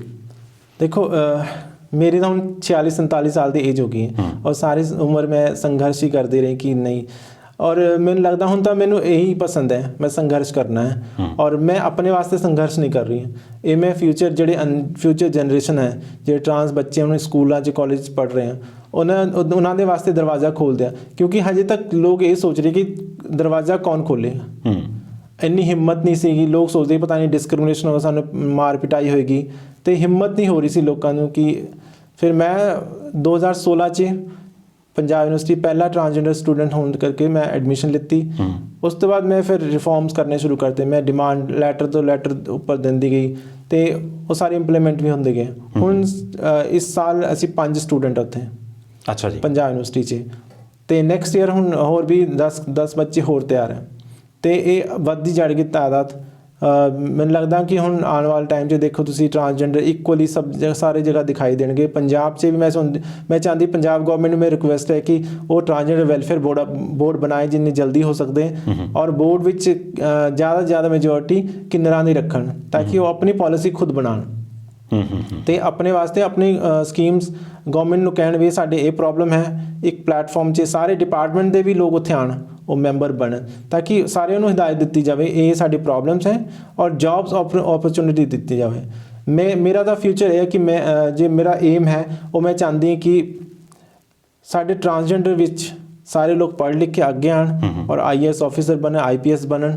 ਤੇ ਮੇਰਾ ਇੱਕ ਡ੍ਰੀਮ ਹੈ ਕਿ ਕੋਈ ਚੰਡੀਗੜ੍ਹ ਦਾ DC ਬਣ ਕੇ ਆਇਆ तो मैं इसी संघर्ष में लेके अपने और पंजाब यूनिवर्सिटी में प्रोफेसर लगे कोई तो मैंने लगे कि जेंडर डाइवर्सिटी हुन असली है कि सिर्फ 2 जेंडर नहीं है, जेंडर इज़ मोर 2 मतलब 2 तो ज़्यादा हैं। तो फिर जेंडर डाइवर्सिटी नज़र आएगी कि एक कोई जेंडर नहीं, there is lot of peoples जी। एक चीज़ मैं अपने दर्शकों ਨਾਲ ਬੇਨਤੀ ਕਰਾਂ ਜੀ ਕਿ ਤੁਸੀਂ ਪੂਰੀ ਦੁਨੀਆ 'ਚ ਬੈਠੇ ਇਸ ਵਕਤ ਇਸ ਸ਼ੋਅ ਨੂੰ ਦੇਖ ਰਹੇ ਹੋਵੋਗੇ। ਹਰ ਇੱਕ ਬੰਦੇ ਦੇ ਦਿਮਾਗ 'ਚ ਆਉਂਦਾ ਹੈ ਕਿ ਜੇ ਅਸੀਂ ਬਾਹਰਲੇ ਦੇਸ਼ਾਂ 'ਚ ਬੈਠੇ ਹਾਂ ਤਾਂ ਉੱਥੇ ਅਸੀਂ ਇਹੋ ਜਿਹਾ ਕੁਝ ਨਹੀਂ ਦੇਖਦੇ। ਇੰਡੀਆ 'ਚ ਇਹ ਕਿਉਂ ਆ? ਇਹ ਸਵਾਲ ਮੈਂ ਜੇ ਤੁਹਾਨੂੰ ਪੁੱਛ ਲਵਾਂ ਤਾਂ ਤੁਸੀਂ ਇਹਦੇ ਬਾਰੇ ਕੀ ਕਹਿਣਾ ਚਾਹੋ? ਇੰਡੀਆ 'ਚ ਇਸ ਕਰਕੇ ਹੈ ਕਿਉਂਕਿ ਏਸ਼ੀਆ ਜਿਹੜਾ ਮਹਾਦੀਪ ਹੈ ਔਰ ਖਾਸ ਕਰ ਇੰਡੀਅਨ ਕੰਟੀਨੈਂਟ ਜੋ ਸਾਰੇ ਨੀਚੇ ਭਾਰਤੀ ਉਪ ਮਹਾਦੀਪ ਜਿਹੜਾ ਉਹਦੇ ਵਿੱਚ ਹਿਜੜਾ ਕਲਚਰ ਵੀ ਹੈ ਜੀ। ਔਰ ਦੁਨੀਆ ਵਿੱਚ ਟਰਾਂਸਜੈਂਡਰ ਮੰਨਿਆ ਜਾਂਦਾ, ਮੇਲ ਟੂ ਫੀਮੇਲ, ਫੀਮੇਲ ਟੂ ਮੇਲ, ਲੇਕਿਨ ਇੰਡੀਆ ਵਿੱਚ ਹਿਜੜਾ ਕਲਚਰ ਵੀ ਹੈ। ਉਹ ਇਸ ਕਰਕੇ ਕਿ ਸਮਾਜ ਨੇ ਉਹਨਾਂ ਨੂੰ ਬਾਹਰ ਕੱਢ ਦਿੱਤਾ ਸੀਗਾ। ਮੈਂ ਤੁਹਾਨੂੰ ਪਹਿਲੇ ਵੀ ਕਿਹਾ ਕਿ ਉਹਨਾਂ ਨੇ ਦੀਵਾਰ ਦੇ ਉਸ ਸਾਈਡ ਦੂਸਰਾ ਆਪਣਾ ਸਮਾਜ ਬਣਾਇਆ। ਹਿਜੜਾ ਕੋਈ ਇਨਸਾਨ ਨਹੀਂ ਹੈ, ਖੁਸਰਾ ਕੋਈ, ਉਹ ਸਮਾਜ ਹੈ, ਇੱਕ ਪੂਰਾ ਕਲਚਰ ਹੈ। ਹਿਜੜਾ ਇੱਕ ਕਲਚਰ ਹੈ, ਉਸ ਕਲਚਰ ਵਿੱਚ ਜੋ ਜਾਂਦਾ ਉਹ ਹਿਜੜਾ ਹੈ। all hijra are transgender but all transgender are not hijra जी। ਇੱਕ ਮੇਜਰ ਫਰਕ ਹੈ। ਮੈਂ ਇਹ ਤੁਹਾਡੇ ਕੋਲੋਂ ਹੀ ਅੱਜ ਮੈਨੂੰ ਹੀ ਸਮਝ ਲੱਗੀ ਇਹ ਗੱਲ ਦੀ। ਯੈਸ, ਸਾਰੇ ਜਿਹੜੇ ਹਿਜੜਾ ਉਹ ਟਰਾਂਸਜੈਂਡਰ ਹੈ, ਉਹਨਾਂ ਨੇ ਜੈਂਡਰ ਚੇਂਜ ਕੀਤਾ ਹੈ ਜੀ। ਲੇਕਿਨ ਜਿਹੜੇ ਬਾਹਰ ਜਿਹੜੇ ਟਰਾਂਸਜੈਂਡਰ ਰਹਿ ਰਹੇ ਹੈ ਆਪਣੀ ਫੈਮਿਲੀ ਨਾਲ ਜਾਂ ਬਾਹਰ ਕਿਤੇ ਵੀ, ਉਹ ਚਾਹੇ ਸੈਕਸ ਵਰਕ ही कर रहे हैं, चाहे वो किते भी हैं, डांस करके नाच गा के कमा रहे हैं, दे आर नॉट हिजड़ा, बिकॉज उन्होंने हिजड़ा परंपरा ਨੂੰ फॉलो नहीं ਕੀਤਾ है। हिजड़ा एक अपनी परंपरा है जिथे भी बहुत सारे स्ट्रिक्ट रूल्स हैं, बहुत कठोर नियम है। उस कठोर नियम ਨੂੰ कोई हॉस्टल ਦੀ तरह, एक पूरी आर्मी ਦੀ तरह है। ਉਸ ਆਰਮੀ 'ਚ ਕੋਈ ਜਾਣਾ ਚਾਹੁੰਦਾ, ਕੋਈ ਨਹੀਂ ਜਾਣਾ ਚਾਹੁੰਦਾ। ਵੈਸੇ ਉਹ ਵੀ ਦੱਸ ਸਕਦੇ ਹੋ, ਸ਼ਾਇਦ ਲੋਕਾਂ ਨੂੰ ਨਾ ਪਤਾ ਹੋਵੇ, ਆਪਾਂ ਦੱਸ ਸਕਦੇ ਹਾਂ ਇੱਥੇ ਉਹ ਸਾਰੀਆਂ ਗੱਲਾਂ ਕਿ ਉਹਨਾਂ ਦਾ ਉਹ ਕੀ ਸਮਾਜ ਦੇ ਤਾਣਾ ਬਾਣਾ ਕਿਹੋ ਜਿਹਾ ਹੁੰਦਾ। ਉੱਥੇ ਐਂਟਰੀ, ਇਹ ਤਾਂ ਮੈਂ ਬਹੁਤ ਵਾਰ ਸੁਣਿਆ ਕਿ ਐਂਟਰੀ ਜ਼ਰੂਰ ਹੈ ਪਰ ਐਗਜ਼ਿਟ ਉੱਥੋਂ ਕਦੀ ਨਹੀਂ ਹੁੰਦਾ ਕਿਸੇ ਦਾ ਵੀ। ਥੋੜ੍ਹਾ ਜਿਹਾ ਦੱਸਣਾ ਚਾਹੋਗੇ? ਯੈਸ, ਐਂਟਰੀ ਵੀ ਆਸਾਨ ਨਹੀਂ ਹੈ। ਅੱਛਾ ਜੀ। ਐਂਟਰੀ ਵੀ, ਕਿਉਂਕਿ ਹੁਣ ਤਾਂ ਰੋਜੀ ਰੋਟੀ ਦਾ ਮੁੱਦਾ ਹੌਲੀ ਹੌਲੀ ਵੱਧਦਾ ਜਾ ਰਿਹਾ ਹੈ, ਕਿਉਂਕਿ ਲੋਕ ਅਵੇਅਰ ਹੋ ਰਹੇ ਹੈ। ਲੋਕ ਹੁਣ ਵਧਾਈਆਂ, ਦੁਆ ਸਲਾਮ ਦੀ ਪਰੰਪਰਾ ਵੀ ਖਤਮ ਹੋ ਰਹੀ ਹੈ ਹੌਲੀ ਹੌਲੀ। ਤਾਂ ਲੋਕਾਂ ਨੂੰ ਲੱਗਦਾ ਕਿ ਹੁਣ ਪੜ੍ਹਨ ਲਿਖਣ ਹੈ, ਅਤੇ ਹੁਣ ਤਾਂ ਵਿੱਚ ਵੜਨ ਵਾਲੇ ਘੱਟ ਹੈ। ਪੁਰਾਣੇ ਟਾਈਮ 'ਚ ਹੁਣ ਜਿਹੜੇ ਸਮਾਜ ਵਿੱਚੋਂ ਕੱਢ ਦਿੱਤੇ ਜਾਂਦੇ ਸੀ, ਉਹ ਹਿਜੜਾ ਸਮਾਜ ਵਿੱਚ ਚਲੇ ਜਾਂਦੇ ਸੀਗੇ ਸਾਰੇ, ਅਤੇ ਉੱਥੇ ਫਿਰ ਚਾਹੇ ਇੱਕ ਰੋਟੀ ਆਏ ਸਾਰੇ ਮਿਲ ਬੈਠ ਕੇ ਖਾਂਦੇ ਸੀਗੇ। ਹੁਣ ਪ੍ਰੋਬਲਮ ਜ਼ਿਆਦਾ ਆ ਗਈਆਂ, ਹੁਣ ਤਾਂ ਰੋਜੀ ਰੋਟੀ ਦਾ ਵੀ ਹੌਲੀ ਹੌਲੀ ਸਾਨੂੰ ਪ੍ਰੋਬਲਮ ਸ਼ੁਰੂ ਹੋ ਗਈਆਂ। ਉਹਦੇ ਵਿੱਚ ਐਂਟਰੀ ਹੁੰਦੀ ਹੈ ਅਤੇ ਉਹ ਠੋਕ ਵਜਾ ਕੇ ਹੁੰਦੀ ਹੈ ਕਿ ਇਨਸਾਨ ਆਪਣੇ ਨਿਯਮ 'ਚ ਰਹੇਗਾ ਕਿ ਨਹੀਂ ਰਹੇਗਾ। ਜਿਹੜਾ ਉਹਨਾਂ ਦੇ ਨਿਯਮ ਹੈ, ਉਸ ਨਿਯਮ ਦੇ ਵਿੱਚ, ਉਹਦੇ ਵਿੱਚ ਜ਼ਿਆਦਾਤਰ ਜਿਹੜੇ ਹੁੰਦੇ ਆ ਉਹ ਧਰਮ ਨੂੰ ਫੋਲੋ ਕਰਦੇ ਆ, ਅਤੇ ਇੱਕ ਤਰ੍ਹਾਂ ਦਾ ਮੰਦਿਰ ਹੈ ਉਹ ਜਿਹੜਾ ਡੇਰਾ ਹੈ ਜੀ। ਤਾਂ ਉਸ ਮੰਦਿਰ ਜਾਂ ਉਸ ਡੇਰੇ ਵਿੱਚ ਉਹ ਬੱਚਾ ਜਾਂ ਜੋ ਵੀ ਹੈ ਉਹ ਸਾਰੇ ਨਿਯਮ ਨੂੰ ਫੋਲੋ ਕਰੇਗਾ। ਆਪਣੇ ਬॉयਫ੍ਰੈਂਡ ਗਰਲਫ੍ਰੈਂਡ ਇਸ ਤਰ੍ਹਾਂ ਦੀ ਪਰੰਪਰਾ ਅੰਦਰ ਨਹੀਂ ਚਲੇਗੀ। ਕੋਈ ਜ਼ਿਆਦਾਤਰ ਨਸ਼ੇ ਪੱਤੇ ਇਸ ਤਰ੍ਹਾਂ ਦੇ ਉਹਦੇ ਅਲਾਊਡ ਨਹੀਂ ਹੈ ਜ਼ਿਆਦਾਤਰ ਡੇਰਿਆਂ ਵਿੱਚ, ਜਾਂ ਫਿਰ ਸੈਕਸ ਵਰਕ ਅਲਾਊਡ ਨਹੀਂ ਹੈ। ਗੁਰੂ ਸਿੱਸ਼ਾ ਦਾ ਇੱਕ ਪੂਰਾ ਰਿਸਪੈਕਟ ਹੈ ਪੂਰੀ, ਗੁਰੂ ਉੱਪਰ ਬੈਠੇਗਾ, ਚੇਲਾ ਨੀਚੇ ਹੈ। ਇਹ ਸਾਰੇ ਨਿਯਮ ਹੈ, ਜਿਸ ਤਰ੍ਹਾਂ ਹਰ ਇੱਕ ਬਜ਼ੁਰਗ ਦਾ ਘਰਾਂ 'ਚ ਵੀ ਮਾਂ ਬਾਪ ਦੇ ਸਾਹਮਣੇ, ਹੁਣ ਪੁਰਾਣੇ ਟਾਈਮ 'ਚ ਨਹੀਂ ਪੈਂਦੇ ਸਾਹਮਣੇ, ਅਤੇ ਹੁਣ ਉਸ ਪਰੰਪਰਾ ਨੂੰ ਕੋਈ ਫੋਲੋ ਕਰਦਾ ਕਿ ਕੋਈ ਨਹੀਂ ਕਰਦਾ। ਅਤੇ ਉਸ ਵਿੱਚ ਜਾਣਾ ਤਾਂ ਵੀ ਆਸਾਨ ਨਹੀਂ ਹੈ, ਲੇਕਿਨ ਉਸ ਤੋਂ ਬਾਹਰ ਨਿਕਲਣਾ ਵੀ ਆਸਾਨ ਨਹੀਂ ਹੈ। ਜੇ ਉਸ ਵਿੱਚ ਫਸ ਗਿਆ ਇੱਕ ਵਾਰੀ ਬੱਚਾ, ਅਤੇ ਉਹ ਇਹ ਹੁੰਦਾ ਕਿ ਉਹ ਸਾਰੀ ਗੱਲਾਂ ਜਾਣਦਾ ਹੈ ਉਸ ਪਰੰਪਰਾ ਦੀ, ਤਾਂ ਬਾਹਰ ਜਾ ਕੇ ਸੋਚਦਾ ਕਿ ਉਹ ਸੋਚਦੇ ਕਿ ਕਿਤੇ ਸਾਡੀ ਜਿਹੜੀ ਪਰੰਪਰਾਵਾਂ ਹੈ ਬਾਹਰ ਜਾ ਕੇ ਟੁੱਟ ਨਾ ਜਾਣ, ਲੋਕਾਂ ਤੱਕ ਨਾ ਪਹੁੰਚੇ ਜੀ। ਸੋ ਬਹੁਤ ਸਾਰੇ ਅੰਧ ਵਿਸ਼ਵਾਸ ਵੀ ਹੈ ਕਿ ਬਹੁਤ ਸਾਰੀ ਚੀਜ਼ਾਂ ਉਹ ਦੁਨੀਆ ਤੱਕ ਨਾ ਪਹੁੰਚਣ, ਅਤੇ ਇਹ ਸਭ ਚੀਜ਼ਾਂ ਦੁਨੀਆ ਤੋਂ ਬਚਾਉਣ ਕਰਕੇ ਜਾਂ ਤਾਂ ਐਂਟਰੀ ਨਹੀਂ ਹੁੰਦੀ, ਜੇ ਐਂਟਰੀ ਹੁੰਦੀ ਹੈ ਤਾਂ ਫਿਰ ਉਹਨੂੰ ਬਿਲਕੁਲ ਰੋਕ ਦਿੱਤਾ ਜਾਂਦਾ ਹੈ ਜੀ ਜੀ, ਅਤੇ ਜਾਂ ਤਾਂ ਉਹਨੂੰ ਧੜੀ ਪਾਰ ਕਰ ਦਿੰਦੇ, ਬਿਲਕੁਲ ਵੀ ਆਪਣੇ ਸਮਾਜ ਤੋਂ ਦੂਰ ਕੱਢ ਦਿੰਦੇ। ਅੱਛਾ ਜੀ, ਤਾਂ ਕਿ ਉਹ ਨਜ਼ਰ ਨਾ ਆਏ। ਇਹ ਵੀ ਇਸ ਕਰਕੇ ਵੀ ਹੁੰਦਾ ਕਿਉਂਕਿ ਰੋਜੀ ਰੋਟੀ ਹੈ ਨਾ ਸਭ ਤੋਂ ਮੇਨ ਮੁੱਦਾ, ਔਰ ਰੋਜੀ ਰੋਟੀ ਜੇ ਬੰਦ ਹੋ ਗਈ ਤੇ ਉਹ ਤਾਂ ਭੁੱਖੇ ਮਰ ਜਾਣਗੇ। ਮੈਂ ਇਹ ਗੱਲ ਤੁਹਾਡੇ ਨਾਲ ਜ਼ਰੂਰ ਕਰਨੀ ਚਾਹੁੰਦਾ ਇਸ ਮੁੱਦੇ ਦੇ ਉੱਪਰ। ਮੈਂ ਇੱਕ ਬੇਨਤੀ ਹੋਰ ਕਰਾਂ ਜੀ ਕਿ ਸ਼ੋਅ ਨੂੰ, ਇਸ ਵੀਡੀਓ ਨੂੰ ਤੁਸੀਂ ਜਿੰਨਾ ਵੱਧ ਤੋਂ ਵੱਧ ਸ਼ੇਅਰ ਕਰ ਸਕਦੇ ਹੋ ਜ਼ਰੂਰ ਕਰਨਾ, ਤਾਂ ਜੋ ਇਹ ਮੈਸੇਜ ਇਹਨਾਂ ਦਾ, ਜਿਸ ਕਹਿ ਲਓ ਕਿ ਵੀ ਇਹ ਮੈਸੇਜ ਨੂੰ ਲੋਕਾਂ ਤੱਕ ਪਹੁੰਚਾਉਣਾ ਚਾਹੁੰਦੇ ਆ, ਆਪਣੇ ਸਮਾਜ ਤੱਕ ਪਹੁੰਚਾਉਣਾ ਚਾਹੁੰਦੇ, ਜਾਂ ਆਪਣੀ ਕਮਿਊਨਿਟੀ ਦੇ ਲਈ, ਟਰਾਂਸਜੈਂਡਰਸ ਦੇ ਲਈ ਕਰਨਾ ਚਾਹੁੰਦੇ, ਜ਼ਰੂਰ ਉਹ ਗੱਲ ਸਰਕਾਰੀ ਦਰਬਾਰੇ ਪਹੁੰਚੇ, ਅਤੇ ਇਹ ਜਿਹੜੀ ਚੀਜ਼ ਆਪਣੀ ਕਮਿਊਨਿਟੀ ਦੇ ਵਿੱਚ ਹੈ ਇਹਨੂੰ ਜ਼ਰੂਰ ਆਪਾਂ ਦਰੁਸਤ ਕਰੀਏ, ਕਿਉਂਕਿ ਵਿਕਸਿਤ ਦੇਸ਼ਾਂ ਦੇ ਵਿੱਚ ਇਹੋ ਜਿਹੀਆਂ ਚੀਜ਼ਾਂ ਆਪਾਂ ਨੂੰ ਦੇਖਣ ਨੂੰ ਨਹੀਂ ਮਿਲਦੀਆਂ। ਸਿਰਫ ਅਤੇ ਸਿਰਫ ਇਹ ਭਾਰਤੀ ਸਮਾਜ ਹੀ ਹੈ, ਜਾਂ ਕਹਿ ਲਓ ਕਿ ਵੀ ਇੱਧਰਲਾ ਹੀ ਤਾਣਾ ਬਾਣਾ ਜਿੱਥੇ ਸਾਰਾ ਕੁਛ ਵਾਪਰਦਾ। ਜਦੋਂ ਤੁਸੀਂ ਗੱਲ ਕਰ ਰਹੇ ਹੋ ਕਿ ਵੀ ਉਹਨਾਂ ਦੇ ਲਈ ਇੱਕ ਰੋਜ਼ੀ ਰੋਟੀ ਦਾ ਸਾਧਨ ਬਣ ਗਿਆ ਜੀ, ਇਹ ਜਿਹੜੀ ਵੇਸ਼ ਭੂਸ਼ਾ ਹੈ ਉਹ ਵੀ ਵਧਾਈਆਂ ਮੰਗਣ ਵਾਲਿਆਂ ਦੀ, ਨੱਚਣ ਗਾਉਣ ਵਾਲਿਆਂ ਦੀ ਬਣ ਗਈ ਜੀ। ਹੁਣ ਜਦੋਂ ਇਸ ਵੇਸ਼ ਭੂਸ਼ਾ ਦੇ ਵਿੱਚ ਵੀ ਰਹਿਣਾ, ਉਹ ਇੱਕ ਅਲੱਗ ਸਮਾਜ ਹੈ। ਦੂਸਰੇ ਪਾਸੇ ਇਸੇ ਵੇਸ਼ ਭੂਸ਼ਾ ਦੇ ਸਹਾਰੇ ਤੁਸੀਂ ਆਪਣੇ ਆਪ ਨੂੰ ਬਾਕੀ ਸਮਾਜ ਤੋਂ ਬਚਾ ਕੇ ਅਤੇ ਤਰੱਕੀ ਵਾਲਾ ਰਸਤਾ ਅਖਤਿਆਰ ਕਰਦੇ ਹੋ। ਇਹ ਦੋਹਰਾ ਮਾਪਦੰਡ ਜਿਹੜਾ ਹੈ, ਜਾਂ ਜਿਹੜਾ ਦੋ ਬੇੜੀਆਂ ਦੇ ਵਿੱਚ ਸਵਾਰ ਹੋ ਕੇ ਬੈਲੈਂਸ ਬਣਾ ਕੇ ਅੱਗੇ ਨਿਕਲਣਾ, ਇੱਕ ਸੌਖਾ ਕੰਮ ਤਾਂ ਹੈ ਨਹੀਂ ਗਾ। ਅਤੇ ਤੁਹਾਨੂੰ ਲੱਗਦਾ ਕਿ ਇੱਦਾਂ ਪੋਸੀਬਿਲਿਟੀ ਹੈਗੀ ਅੱਗੇ ਚੱਲਣ ਦੀ? ਕਿਉਂਕਿ ਮੈਨੂੰ ਲੱਗਦਾ ਸਾਈਕੀ, ਜਿੱਦਾਂ ਫੋਰ ਐਗਜ਼ਾਮਪਲ ਜੇ ਤੁਸੀਂ ਇੱਥੇ ਵੀ ਆਏ ਹੋਵੋਗੇ ਤਾਂ ਰਸਤੇ ਦੇ ਵਿੱਚ ਵੀ ਤੁਹਾਨੂੰ ਬਹੁਤ ਸਾਰੇ ਲੋਕਾਂ ਨੇ ਦੇਖਿਆ ਹੋਣਾ ਵੀ ਯਾਰ ਇਹ ਕਿਤੇ ਬਾਬਾ ਚੱਲਿਆ ਹੀ ਅਤੇ ਇਹਨੇ ਅੱਜ ਮੰਗਣਾ ਹੀ, ਹੋਰ ਇਹਨੇ ਕੁਛ ਨਹੀਂ ਕਰਨਾ। ਮਤਲਬ ਜਦ ਤੱਕ ਤੁਹਾਨੂੰ ਕੋਈ ਜਾਣਦਾ ਨਹੀਂ ਕਿ ਤੁਸੀਂ ਕੌਣ ਹੋ, ਤੁਹਾਡੀ ਕੁਆਲੀਫਿਕੇਸ਼ਨ ਕੀ ਹੈ, ਤੁਸੀਂ ਕਿੰਨੇ ਵੱਡੇ ਕੰਮ ਕੀਤੇ ਆ, ਇਹ ਕਿੱਦਾਂ ਫਰਕ ਫਿਰ ਦੂਰ ਕਰੋਗੇ? ਕਿਉਂਕਿ ਮੈਨੂੰ ਲੱਗਦਾ ਇੱਕ ਬਹੁਤ ਵੱਡਾ ਚੈਲੰਜ ਹੋਊਗਾ। ਮੈਂ ਹੁਣ ਸਵੇਰੇ ਬੱਸ 'ਤੇ ਆ ਰਹੀ ਸੀ, ਸਾਰੇ ਮੈਨੂੰ ਮਤਲਬ ਅਜੀਬ ਜੀ ਨਜ਼ਰ ਨਾਲ ਦੇਖ ਰਹੇ ਸੀਗੇ, ਅਤੇ ਅੱਧੇ ਸਫ਼ਰ ਦੇ ਵਿੱਚ ਚੱਲਣ ਤੋਂ ਬਾਅਦ ਮੇਰਾ ਇੱਕ ਫ਼ੋਨ ਆ ਗਿਆ, ਮੇਰੇ ਕਲਾਸ ਦੇ ਫਰੈਂਡਸ ਦਾ, ਅਤੇ ਉਹ ਫਿਰ ਪੁੱਛਣ ਲੱਗੇ ਇੰਨੇ ਦਿਨ ਹੋ ਗਏ ਤੈਨੂੰ, ਹਫ਼ਤਾ ਹੋ ਗਿਆ ਕਲਾਸ ਨਹੀਂ ਲਗਾਈ, ਤੇ ਮੈਂ ਉਹਨਾਂ ਨੂੰ ਫਿਰ ਇੰਗਲਿਸ਼ 'ਚ ਉਹ ਗੱਲ ਕਰ ਰਹੀ ਸੀ, ਮੈਂ ਵੀ ਇੰਗਲਿਸ਼ 'ਚ, ਤੇ ਸਾਰੀ ਜਿਹੜੀ ਪ੍ਰੋਸੈਸ ਸੀਗੇ ਮੈਂ ਆਪਣੇ ਸੋਸ਼ਲ ਵਰਕ ਦਾ ਦੱਸ ਰਹੀ ਸੀ ਕਿ ਵਰਕਿੰਗ ਦਿਸ ਦੇਹਰਾਦੂਨ ਸੀਗੀ, ਇਹ ਫਲਾਣਾ, ਹੁਣ ਮੈਂ ਟੀਵੀ ਦਾ ਇੰਟਰਵਿਊ ਹੈਗਾ, ਫਿਰ ਮੈਂ ਕੱਲ੍ਹ ਨੂੰ ਪਰਸੋਂ ਸੈਮੀਨਾਰ ਹੈ 2 ਦਿਨ ਦਾ। ਸੋ ਲੋਕ ਸੋਚ ਰਹੇ ਕਿ ਮਤਲਬ ਅਸੀਂ ਇੱਕ ਲੜਕੇ ਨੇ ਪੁੱਛ ਲਿੱਤਾ ਕਿ ਤੁਸੀਂ ਕਰਦੇ ਕੀ ਹੋ, ਤੇ ਮੈਂ ਕਿਹਾ ਮੈਂ ਐਕਚੁਅਲੀ ਸਟੂਡੈਂਟ ਹਾਂ ਤੇ ਨਾਲੇ ਸਮਾਜ ਸੇਵਕ ਵੀ ਹਾਂ, ਹਿਊਮਨ ਰਾਈਟ ਐਕਟਿਵਿਸਟ। ਤੇ ਉਹ ਹੈਰਾਨ ਸੀਗਾ, ਕਹਿੰਦੇ ਅਸੀਂ ਸੋਚ ਰਹੇ ਸੀਗੇ ਕਿ ਤੁਸੀਂ ਮਤਲਬ ਕਿਤੇ ਵਧਾਈ ਵਧੂਈ ਮੰਗਣ ਜਾ ਰਹੇ ਆ। ਤੇ ਕਹਿੰਦੇ ਮੈਨੂੰ ਪਹਿਲੀ ਵਾਰੀ ਦੇਖਿਆ ਵੀ ਕੋਈ ਟਰਾਂਸਜੈਂਡਰ ਜੋ ਹੈ ਉਹ ਮਤਲਬ ਇੰਨਾ ਅੱਗੇ ਵੱਧ ਗਿਆ। ਸੋ ਇਹ ਸੋਚ ਹੈ, ਜੇ ਅਸੀਂ ਮਾਰਕੀਟ ਵੀ ਜਾਂਦੇ ਨਾ ਕੋਈ ਸਮਾਨ ਖਰੀਦਣ, ਕਿਸੇ ਦੁਕਾਨ ਵੀ ਮਾਲ ਵਿੱਚ ਵੜ ਜਾਈਏ, ਤੇ ਉਹ ਸੋਚਦੇ ਵੀ ਸਾਡੀ ਤਾਂ ਹੁਣ ਇਹ ਪੈਸੇ ਮੰਗਣਗੇ, ਵਧਾਈਆਂ ਮੰਗਣਗੇ, ਤੇ ਜਦੋਂ ਉਹਨੂੰ ਲੱਗਦਾ ਨਹੀਂ ਇਹ ਉਹ ਉੱਦਾਂ ਦੇ ਨਹੀਂ ਹੈ, ਫਿਰ ਸਾਨੂੰ ਬਾਰ-ਬਾਰ ਨਾ ਕਲੈਰੀਫਿਕੇਸ਼ਨ ਦੇਣੀ ਪੈਂਦੀ, ਬਹੁਤ ਉਹ ਹੁੰਦਾ ਨਾ ਕਿ ਪ੍ਰੂਫ ਦੇਣੇ ਪੈਂਦੇ ਕਿ ਨਹੀਂ we are not beggar, we are student and we are in mainstream, ਅਸੀਂ ਮੇਨ ਸਟਰੀਮ ਤੁਹਾਡੇ ਵਰਗੇ ਹੀ ਹਾਂ, ਆਈ ਵਿਲ ਪੇ ਯੂ, ਸੋ ਡਰੋ ਨਾ ਤੁਸੀਂ। ਮਤਲਬ ਉਹ ਦਿਖਾਉਂਦੇ ਹੀ ਨਹੀਂ ਸਮਾਨ, ਜੇ ਅਸੀਂ ਲੱਗਦਾ ਵੀ ਇਹਨਾਂ ਨੇ ਚੱਕ ਕੇ ਲੈ ਜਾਣਾ, ਭੱਜਣਗੇ, ਪੈਸੇ ਦੇਣੇ ਨਹੀਂ। ਵੈਰਾਈਟੀਜ਼ ਨਾ ਉਹ ਲੁਕੋ ਲੈਂਦੇ ਕਿ ਮਹਿੰਗੀ ਨਾ ਦਿਖਾਏ, ਕੋਈ ਸਸਤੀ ਜੇ ਚੱਕਣ ਵੀ ਸਸਤੀ ਵੱਲ ਲੈ ਜਾਣ। ਅੱਛਾ। ਸੋ ਬਹੁਤ ਕਨਫਿਊਜ਼ਨ ਹੁੰਦੀ ਹੈ, ਆਪਣੇ ਆਪ ਨੂੰ ਲੱਗਦਾ ਕਿ ਨਹੀਂ ਮੇਰੇ ਜੋ ਮੈਨੂੰ ਪਸੰਦ ਹੈ ਉਹ ਤਾਂ ਦਿਖਾਈ ਨਹੀਂ ਰਹੇ। ਇਸ ਤਰ੍ਹਾਂ ਦੀਆਂ ਚੀਜ਼ਾਂ ਹਜੇ ਮਾਈਂਡਸੈਟ ਲੋਕਾਂ ਦੇ ਚੇਂਜ ਨਹੀਂ ਹੋਏ। ਇਹ ਸਾਡੀ ਵੀ ਅਸੀਂ ਵੀ ਇੱਦਾਂ ਚਾਹੁੰਦੇ ਕਿ ਅਸੀਂ ਵੀ ਬਾਹਰ ਆਈਏ। ਹੁਣ ਜਿਸ ਤਰ੍ਹਾਂ ਮੈਂ ਪੰਜਾਬ ਯੂਨੀਵਰਸਿਟੀ 'ਚ ਸਵੇਰੇ 9 ਤੋਂ ਲੈ ਕੇ ਸ਼ਾਮ ਨੂੰ 8-9 ਵੱਜ ਜਾਂਦੇ ਮੇਰੀ ਯੂਨੀਵਰਸਿਟੀ 'ਚ, ਬਾਕੀ ਸਟੂਡੈਂਟ ਚਲੇ ਜਾਂਦੇ ਆਪਣੀ ਕਲਾਸ ਲੈ ਕੇ, ਅਸੀਂ 4-5 ਸਟੂਡੈਂਟ ਨਹੀਂ ਜਾਂਦੇ, ਬਿਕੋਜ਼ ਅਸੀਂ ਸਟੂਡੈਂਟ ਸੈਂਟਰ ਬੈਠੇ ਰਹਿੰਦੇ ਹਾਂ, ਚਾਹ ਪੀ, ਕੋਈ ਆ ਰਿਹਾ ਕੋਈ ਜਾ ਰਿਹਾ, ਸਾਰਿਆਂ ਨਾਲ ਮਿਲਦੇ ਅਸੀਂ। ਉਹ ਜਿਹੜਾ ਗੈਪ ਹੈ ਉਹ ਅਸੀਂ ਚਾਹੁੰਦੇ ਉਹ ਗੈਪ ਖਤਮ ਹੋ ਜਾਏ, ਲੋਕਾਂ ਨੂੰ ਪਤਾ ਲੱਗੇ। ਮੈਂ ਹਰ ਇੱਕ ਸੈਮੀਨਾਰ ਅਟੈਂਡ ਕਰਦੀ ਹਾਂ ਯੂਨੀਵਰਸਿਟੀ 'ਚ, ਚਾਹੇ ਆਗਾਜ਼ ਹੋਏ ਚਾਹੇ ਝਨਕਾਰ ਹੋਏ, ਕੋਈ ਵੀ ਸਟੂਡੈਂਟਸ ਦਾ, ਤਾਂ ਕਿ ਲੋਕਾਂ ਨੂੰ, ਔਰ ਮੈਂ ਕੁਐਸਚਨ ਪੁੱਛਦੀ ਹੈ ਸੈਮੀਨਾਰ। ਇੱਕ ਵਾਰੀ ਕਿਰਨ ਖੇਰ ਆਈ ਸੀ, ਪੂਰਾ ਖਚਾਖਚ ਸਾਡਾ ਲਾਅ ਆਡੀਟੋਰੀਅਮ ਭਰਿਆ ਸੀਗਾ, ਮੈਂ ਕੁਐਸਚਨ ਪੁੱਛਿਆ, ਲੋਕਾਂ ਨੂੰ ਪਹਿਲੀ ਵਾਰੀ ਪਤਾ ਲੱਗਿਆ ਅਰੇ ਇੱਥੇ ਟਰਾਂਸਜੈਂਡਰ ਵੀ ਹੈ। ਐਂਡ ਜਿਹੜਾ ਟਾਇਲਟ ਬਣਿਆ ਪੰਜਾਬ ਯੂਨੀਵਰਸਿਟੀ, ਉਹ ਜਾਣਬੁੱਝ ਕੇ ਵੀ ਬਣਵਾਇਆ, ਕਿਉਂਕਿ ਦੇਖੋ ਅਸੀਂ ਫੀਮੇਲ 'ਚ ਵੀ ਜਾ ਸਕਦੇ, ਬਿਲਕੁਲ ਸਹੀ, ਲੇਕਿਨ ਸਾਡੀ ਅਲੱਗ ਪਹਿਚਾਨ ਹੈ ਔਰ ਆਇਡੈਂਟੀ ਹੈ। ਜੋ ਇੱਕ ਟਾਇਲਟ ਬਣਿਆ ਉਹਦੇ ਬਾਹਰ ਲਿਖਿਆ ਟਰਾਂਸਜੈਂਡਰ। ਹੁਣ ਜਿਹੜਾ ਵੀ ਬੱਚਾ ਉੱਥੇ ਟਾਇਲਟ, ਆਪਣੇ ਟਾਇਲਟ ਜਾਂਦਾ, ਮੇਲ ਜਾਂਦੇ ਜਾਂ ਫੀਮੇਲ ਜਾਂਦੇ, ਉਹ ਦੇਖਦੇ ਵੀ ਤੀਸਰਾ ਟਾਇਲਟ ਵੀ ਬਣਿਆ, it means there are some transgender student also. ਇਹ ਪਹਿਚਾਨ ਹੈ। ਤੁਸੀਂ ਡਿਪਾਰਟਮੈਂਟ, ਤੁਸੀਂ ਇੱਥੇ ਆਪਣਾ ਆਫਿਸ ਬਣਾਇਆ ਤਾਂ ਆਪਣਾ ਆਫਿਸ ਦਾ ਨਾਮ ਲਿਖਿਆ ਹੈ, ਤਾਂ ਹੀ ਲੋਕ ਪਹਿਚਾਨਦੇ ਹੈ। ਬਿਲਕੁਲ ਸਹੀ ਗੱਲ। ਅਦਰਵਾਈਜ਼ ਸਾਰੇ ਆਇਡੈਂਟੀਟੀ ਖੋ ਜਾਣਗੇ। ਤੁਸੀਂ ਉਹ ਲੋਕ ਬੋਲਦੇ ਤੁਸੀਂ ਮੇਲ ਫੀਮੇਲ ਦੇ ਜਾ ਰਹੇ ਸੀ, ਵਧੀਆ ਹਨ, ਮੈਂ ਕਿਹਾ ਨਹੀਂ, ਫਿਰ ਮੇਰੀ ਪਹਿਚਾਨ ਤੁਸੀਂ ਆਪਣਾ ਵੀ ਹਟਾ ਦਿਓ।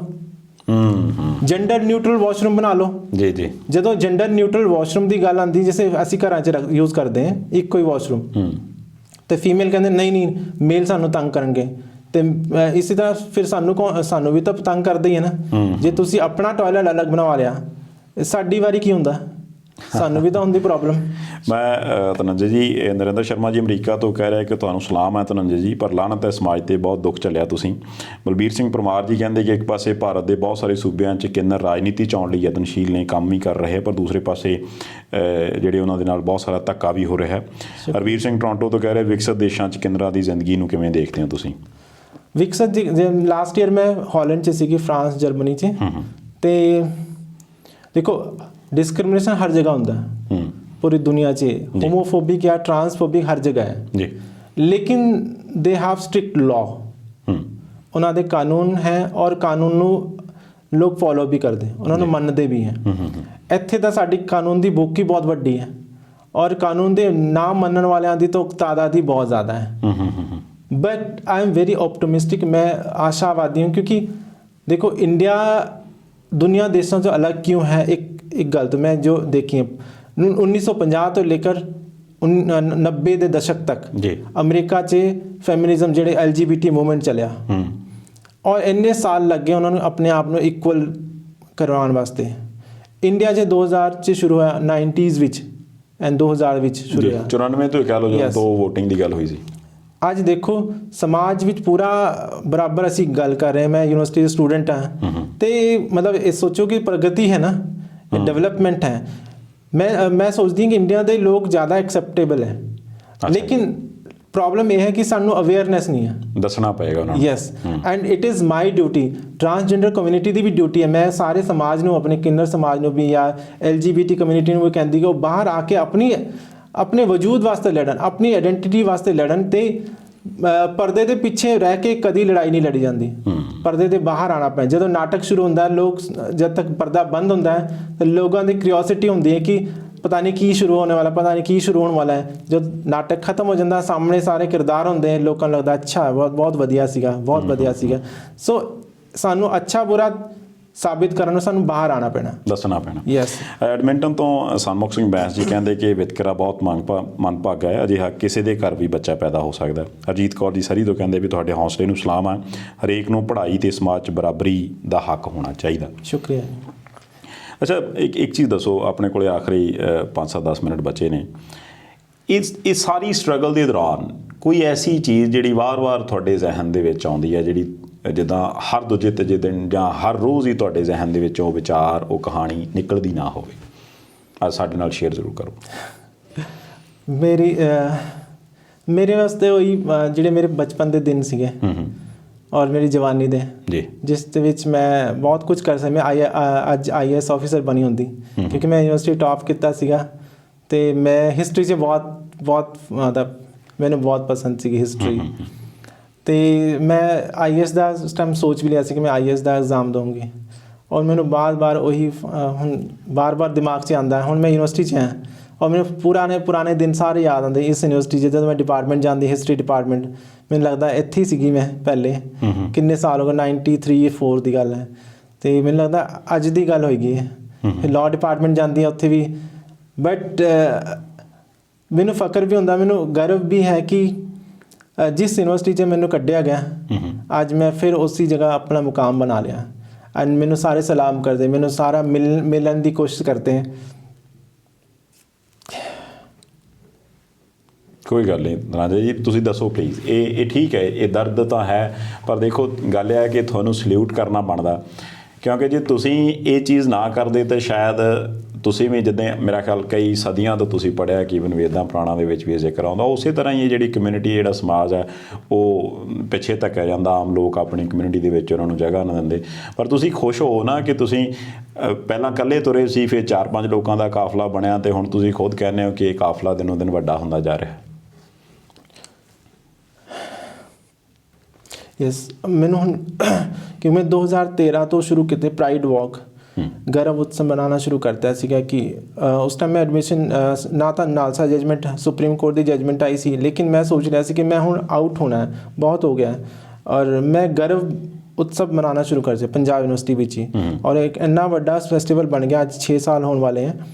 ਅੱਜ ਕੈਨੇਡਾ ਦਾ ਐਂਬੈਸਡਰ, ਜਿਹੜੇ ਡਿਪਟੀ ਐਂਬੈਸਡਰ ਹੈ, ਉਸ ਕੈਨੇਡੀਅਨ ਗਵਰਨਮੈਂਟ ਵੀ ਇਸ ਦੇ ਇਨਵੋਲਵ ਹੈ, ਔਰ ਉਹ ਸਾਨੂੰ ਹੈਲਪ ਕਰ ਰਹੀ ਹੈ ਪੂਰੀ ਇਸ ਪ੍ਰਾਈਡ ਨੂੰ ਆਰਗੇਨਾਈਜ਼ ਕਰਨ ਵਿੱਚ। ਇਸ ਸਾਲ ਵੀ ਪੂਰਾ ਸਹਿਯੋਗ ਦੇਣ ਵਾਸਤੇ ਕਹਿ ਰਹੇ ਹੈ। And I am very proud ਕਿ ਕੈਨੇਡਾ ਦੇ ਐਂਬੈਸਡਰ ਐਂਡ ਪ੍ਰਾਈਮ ਮਿਨਿਸਟਰ, ਉਹਨਾਂ ਨੇ ਮੈਨੂੰ ਸੱਦਾ ਦਿੱਤਾ ਹੈ ਕਿ ਉਹ ਡਿਨਰ ਵਿੱਚ ਮੈਨੂੰ ਬੁਲਾਇਆ ਉਹਨਾਂ ਨੇ। ਮੈਨੂੰ ਬਹੁਤ ਜ਼ਿਆਦਾ ਮਾਣ ਹੈ, ਮੈਨੂੰ ਬਹੁਤ ਜ਼ਿਆਦਾ ਗਰਵ ਹੈ ਕਿ ਅੱਜ ਇੱਕ ਜਿਹੜੀ ਮੇਰੀ ਲੜਾਈ ਸੀ, ਕਿੰਨੇ ਸਾਲਾਂ ਤੋਂ ਮੇਰੀ ਲੜਾਈ ਚੱਲੀ, 15 ਸਾਲ ਲਗਾਤਾਰ ਬਾਹਰ ਆਊਟ ਹੋ ਕੇ ਮੈਂ ਲੜਾਈ ਲੜੀ।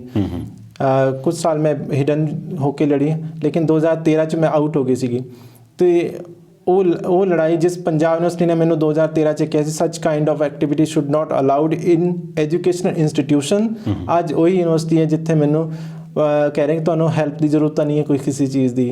ਅਤੇ ਇਹ ਚੇਂਜ ਹੈ, ਔਰ ਇਹ ਚੇਂਜ ਇਸ ਤਰ੍ਹਾਂ ਆਉਂਦਾ ਕਿ ਤੁਸੀਂ ਲਗਾਤਾਰ ਦਿਮਾਗ ਦੀ ਤਰ੍ਹਾਂ ਪੂਰਾ ਉਸ ਜਿਹੜਾ ਮਾਨਸਿਕਤਾ, ਜਿਹੜੀ ਜਟਿਲਤਾ ਹੈ ਅੰਦਰ ਦਿਮਾਗ ਦੇ ਵਿੱਚ, ਉਸ ਨੂੰ ਤੁਸੀਂ ਸਾਫ਼ ਕਰ ਰਹੇ ਹੋ, ਔਰ ਉਹ ਅੱਜ ਜਿਹੜੀ ਗੰਦਾਪਨ ਸੀ ਉਹ ਦਿਮਾਗ ਤੋਂ ਬਾਹਰ ਹੋ ਰਿਹਾ।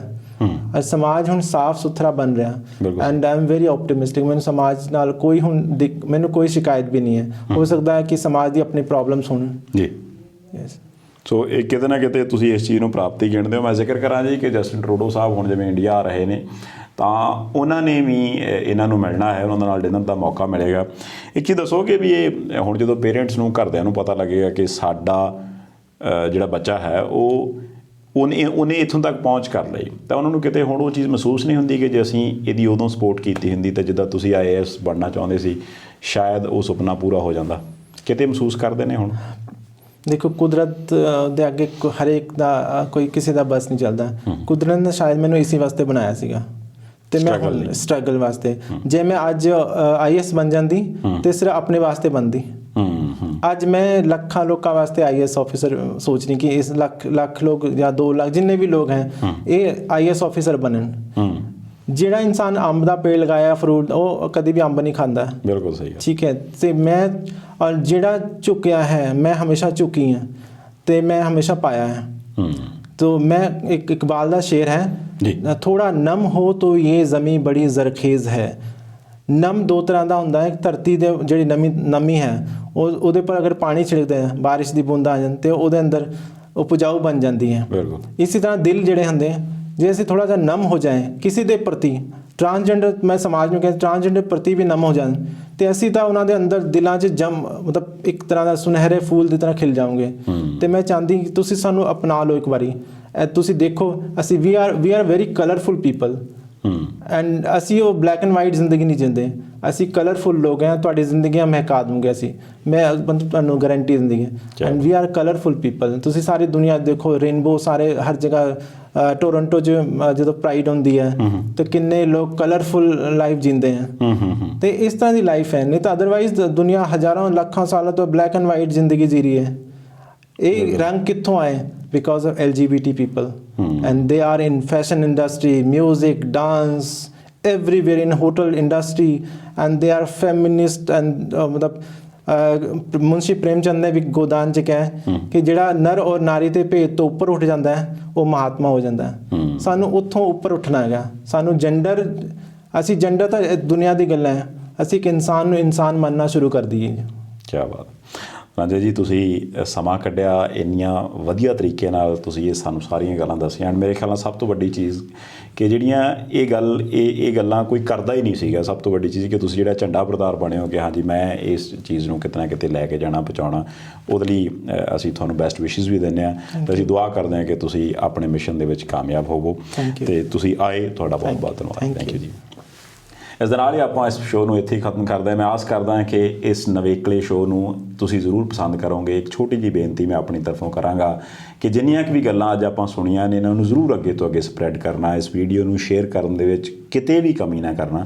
ਬੜਾ ਸੌਖਾ ਅਤੇ ਆਸਾਨ ਤਰੀਕਾ ਹੈ। YouTube ਦਾ ਲਿੰਕ ਤੁਹਾਡੇ ਕੋਲ ਹੋਏਗਾ ਪ੍ਰਾਈਮ ਏਸ਼ੀਆ TV ਦਾ।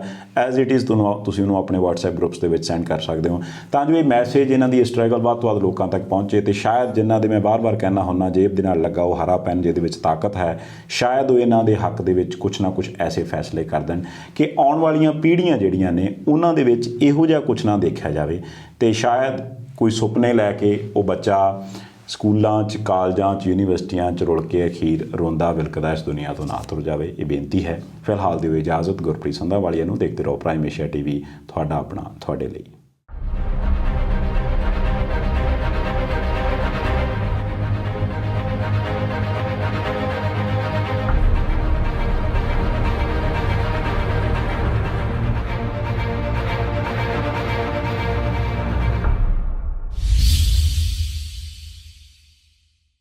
ਪ੍ਰਾਈਮ ਏਸ਼ੀਆ TV ਦਿਲ ਦੀਆਂ ਗਹਿਰਾਈਆਂ 'ਚੋਂ ਆਪ ਸਭ ਵੱਲੋਂ ਦਿੱਤੇ ਪਿਆਰ ਲਈ ਧੰਨਵਾਦੀ ਹੈ ਕਿ ਥੋੜ੍ਹੇ ਜਿਹੇ ਸਮੇਂ ਵਿੱਚ ਹੀ ਤੁਸੀਂ ਸਾਨੂੰ ਘਰ ਦੀ ਪਸੰਦ ਬਣਾ ਦਿੱਤਾ ਹੈ। ਅਜਿਹੇ 'ਚ ਅਸੀਂ ਪਹਿਲਾਂ ਨਾਲੋਂ ਵੀ ਜ਼ਿਆਦਾ ਮਿਹਨਤ ਨਾਲ ਹੋਰ ਨਵੇਂ ਪ੍ਰੋਗਰਾਮ ਲੈ ਕੇ ਆ ਰਹੇ ਹਾਂ ਪਰ ਤੁਹਾਡੇ ਸਾਥ ਤੋਂ ਬਿਨਾਂ ਅਸੀਂ ਕੁਝ ਵੀ ਨਹੀਂ ਹਾਂ। ਸੋ YouTube ਤੇ ਸਾਡਾ ਚੈਨਲ ਸਬਸਕ੍ਰਾਈਬ ਕਰਨਾ ਨਾ ਭੁੱਲਣਾ ਤੇ ਬੈਲ ਦਾ ਬਟਨ ਜ਼ਰੂਰ ਦਬਾਉਣਾ ਤਾਂ ਜੋ ਨਵੇਂ ਪ੍ਰੋਗਰਾਮਾਂ ਦਾ ਨੋਟੀਫਿਕੇਸ਼ਨ ਤੁਹਾਨੂੰ ਮਿਲ ਸਕੇ। ਇਹਨਾਂ ਪਲੇਟਫਾਰਮਸ ਤੇ ਵੀ ਤੁਸੀਂ ਸਾਨੂੰ ਦੇਖ ਸਕਦੇ ਹੋ ਤੇ ਇਸ ਦੇ ਨਾਲ ਹੀ ਇਹਨਾਂ ਸਾਰੇ ਪਲੇਟਫਾਰਮਸ ਤੇ ਵੀ ਅਸੀਂ ਅਵੇਲੇਬਲ ਹਾਂ ਤੇ ਸਾਡਾ Facebook ਪੇਜ ਵੀ ਲਾਈਕ ਕਰਨਾ। ਪ੍ਰਾਈਮ ਏਸ਼ੀਆ TV ਤੁਹਾਡਾ ਆਪਣਾ ਤੁਹਾਡੇ ਲਈ।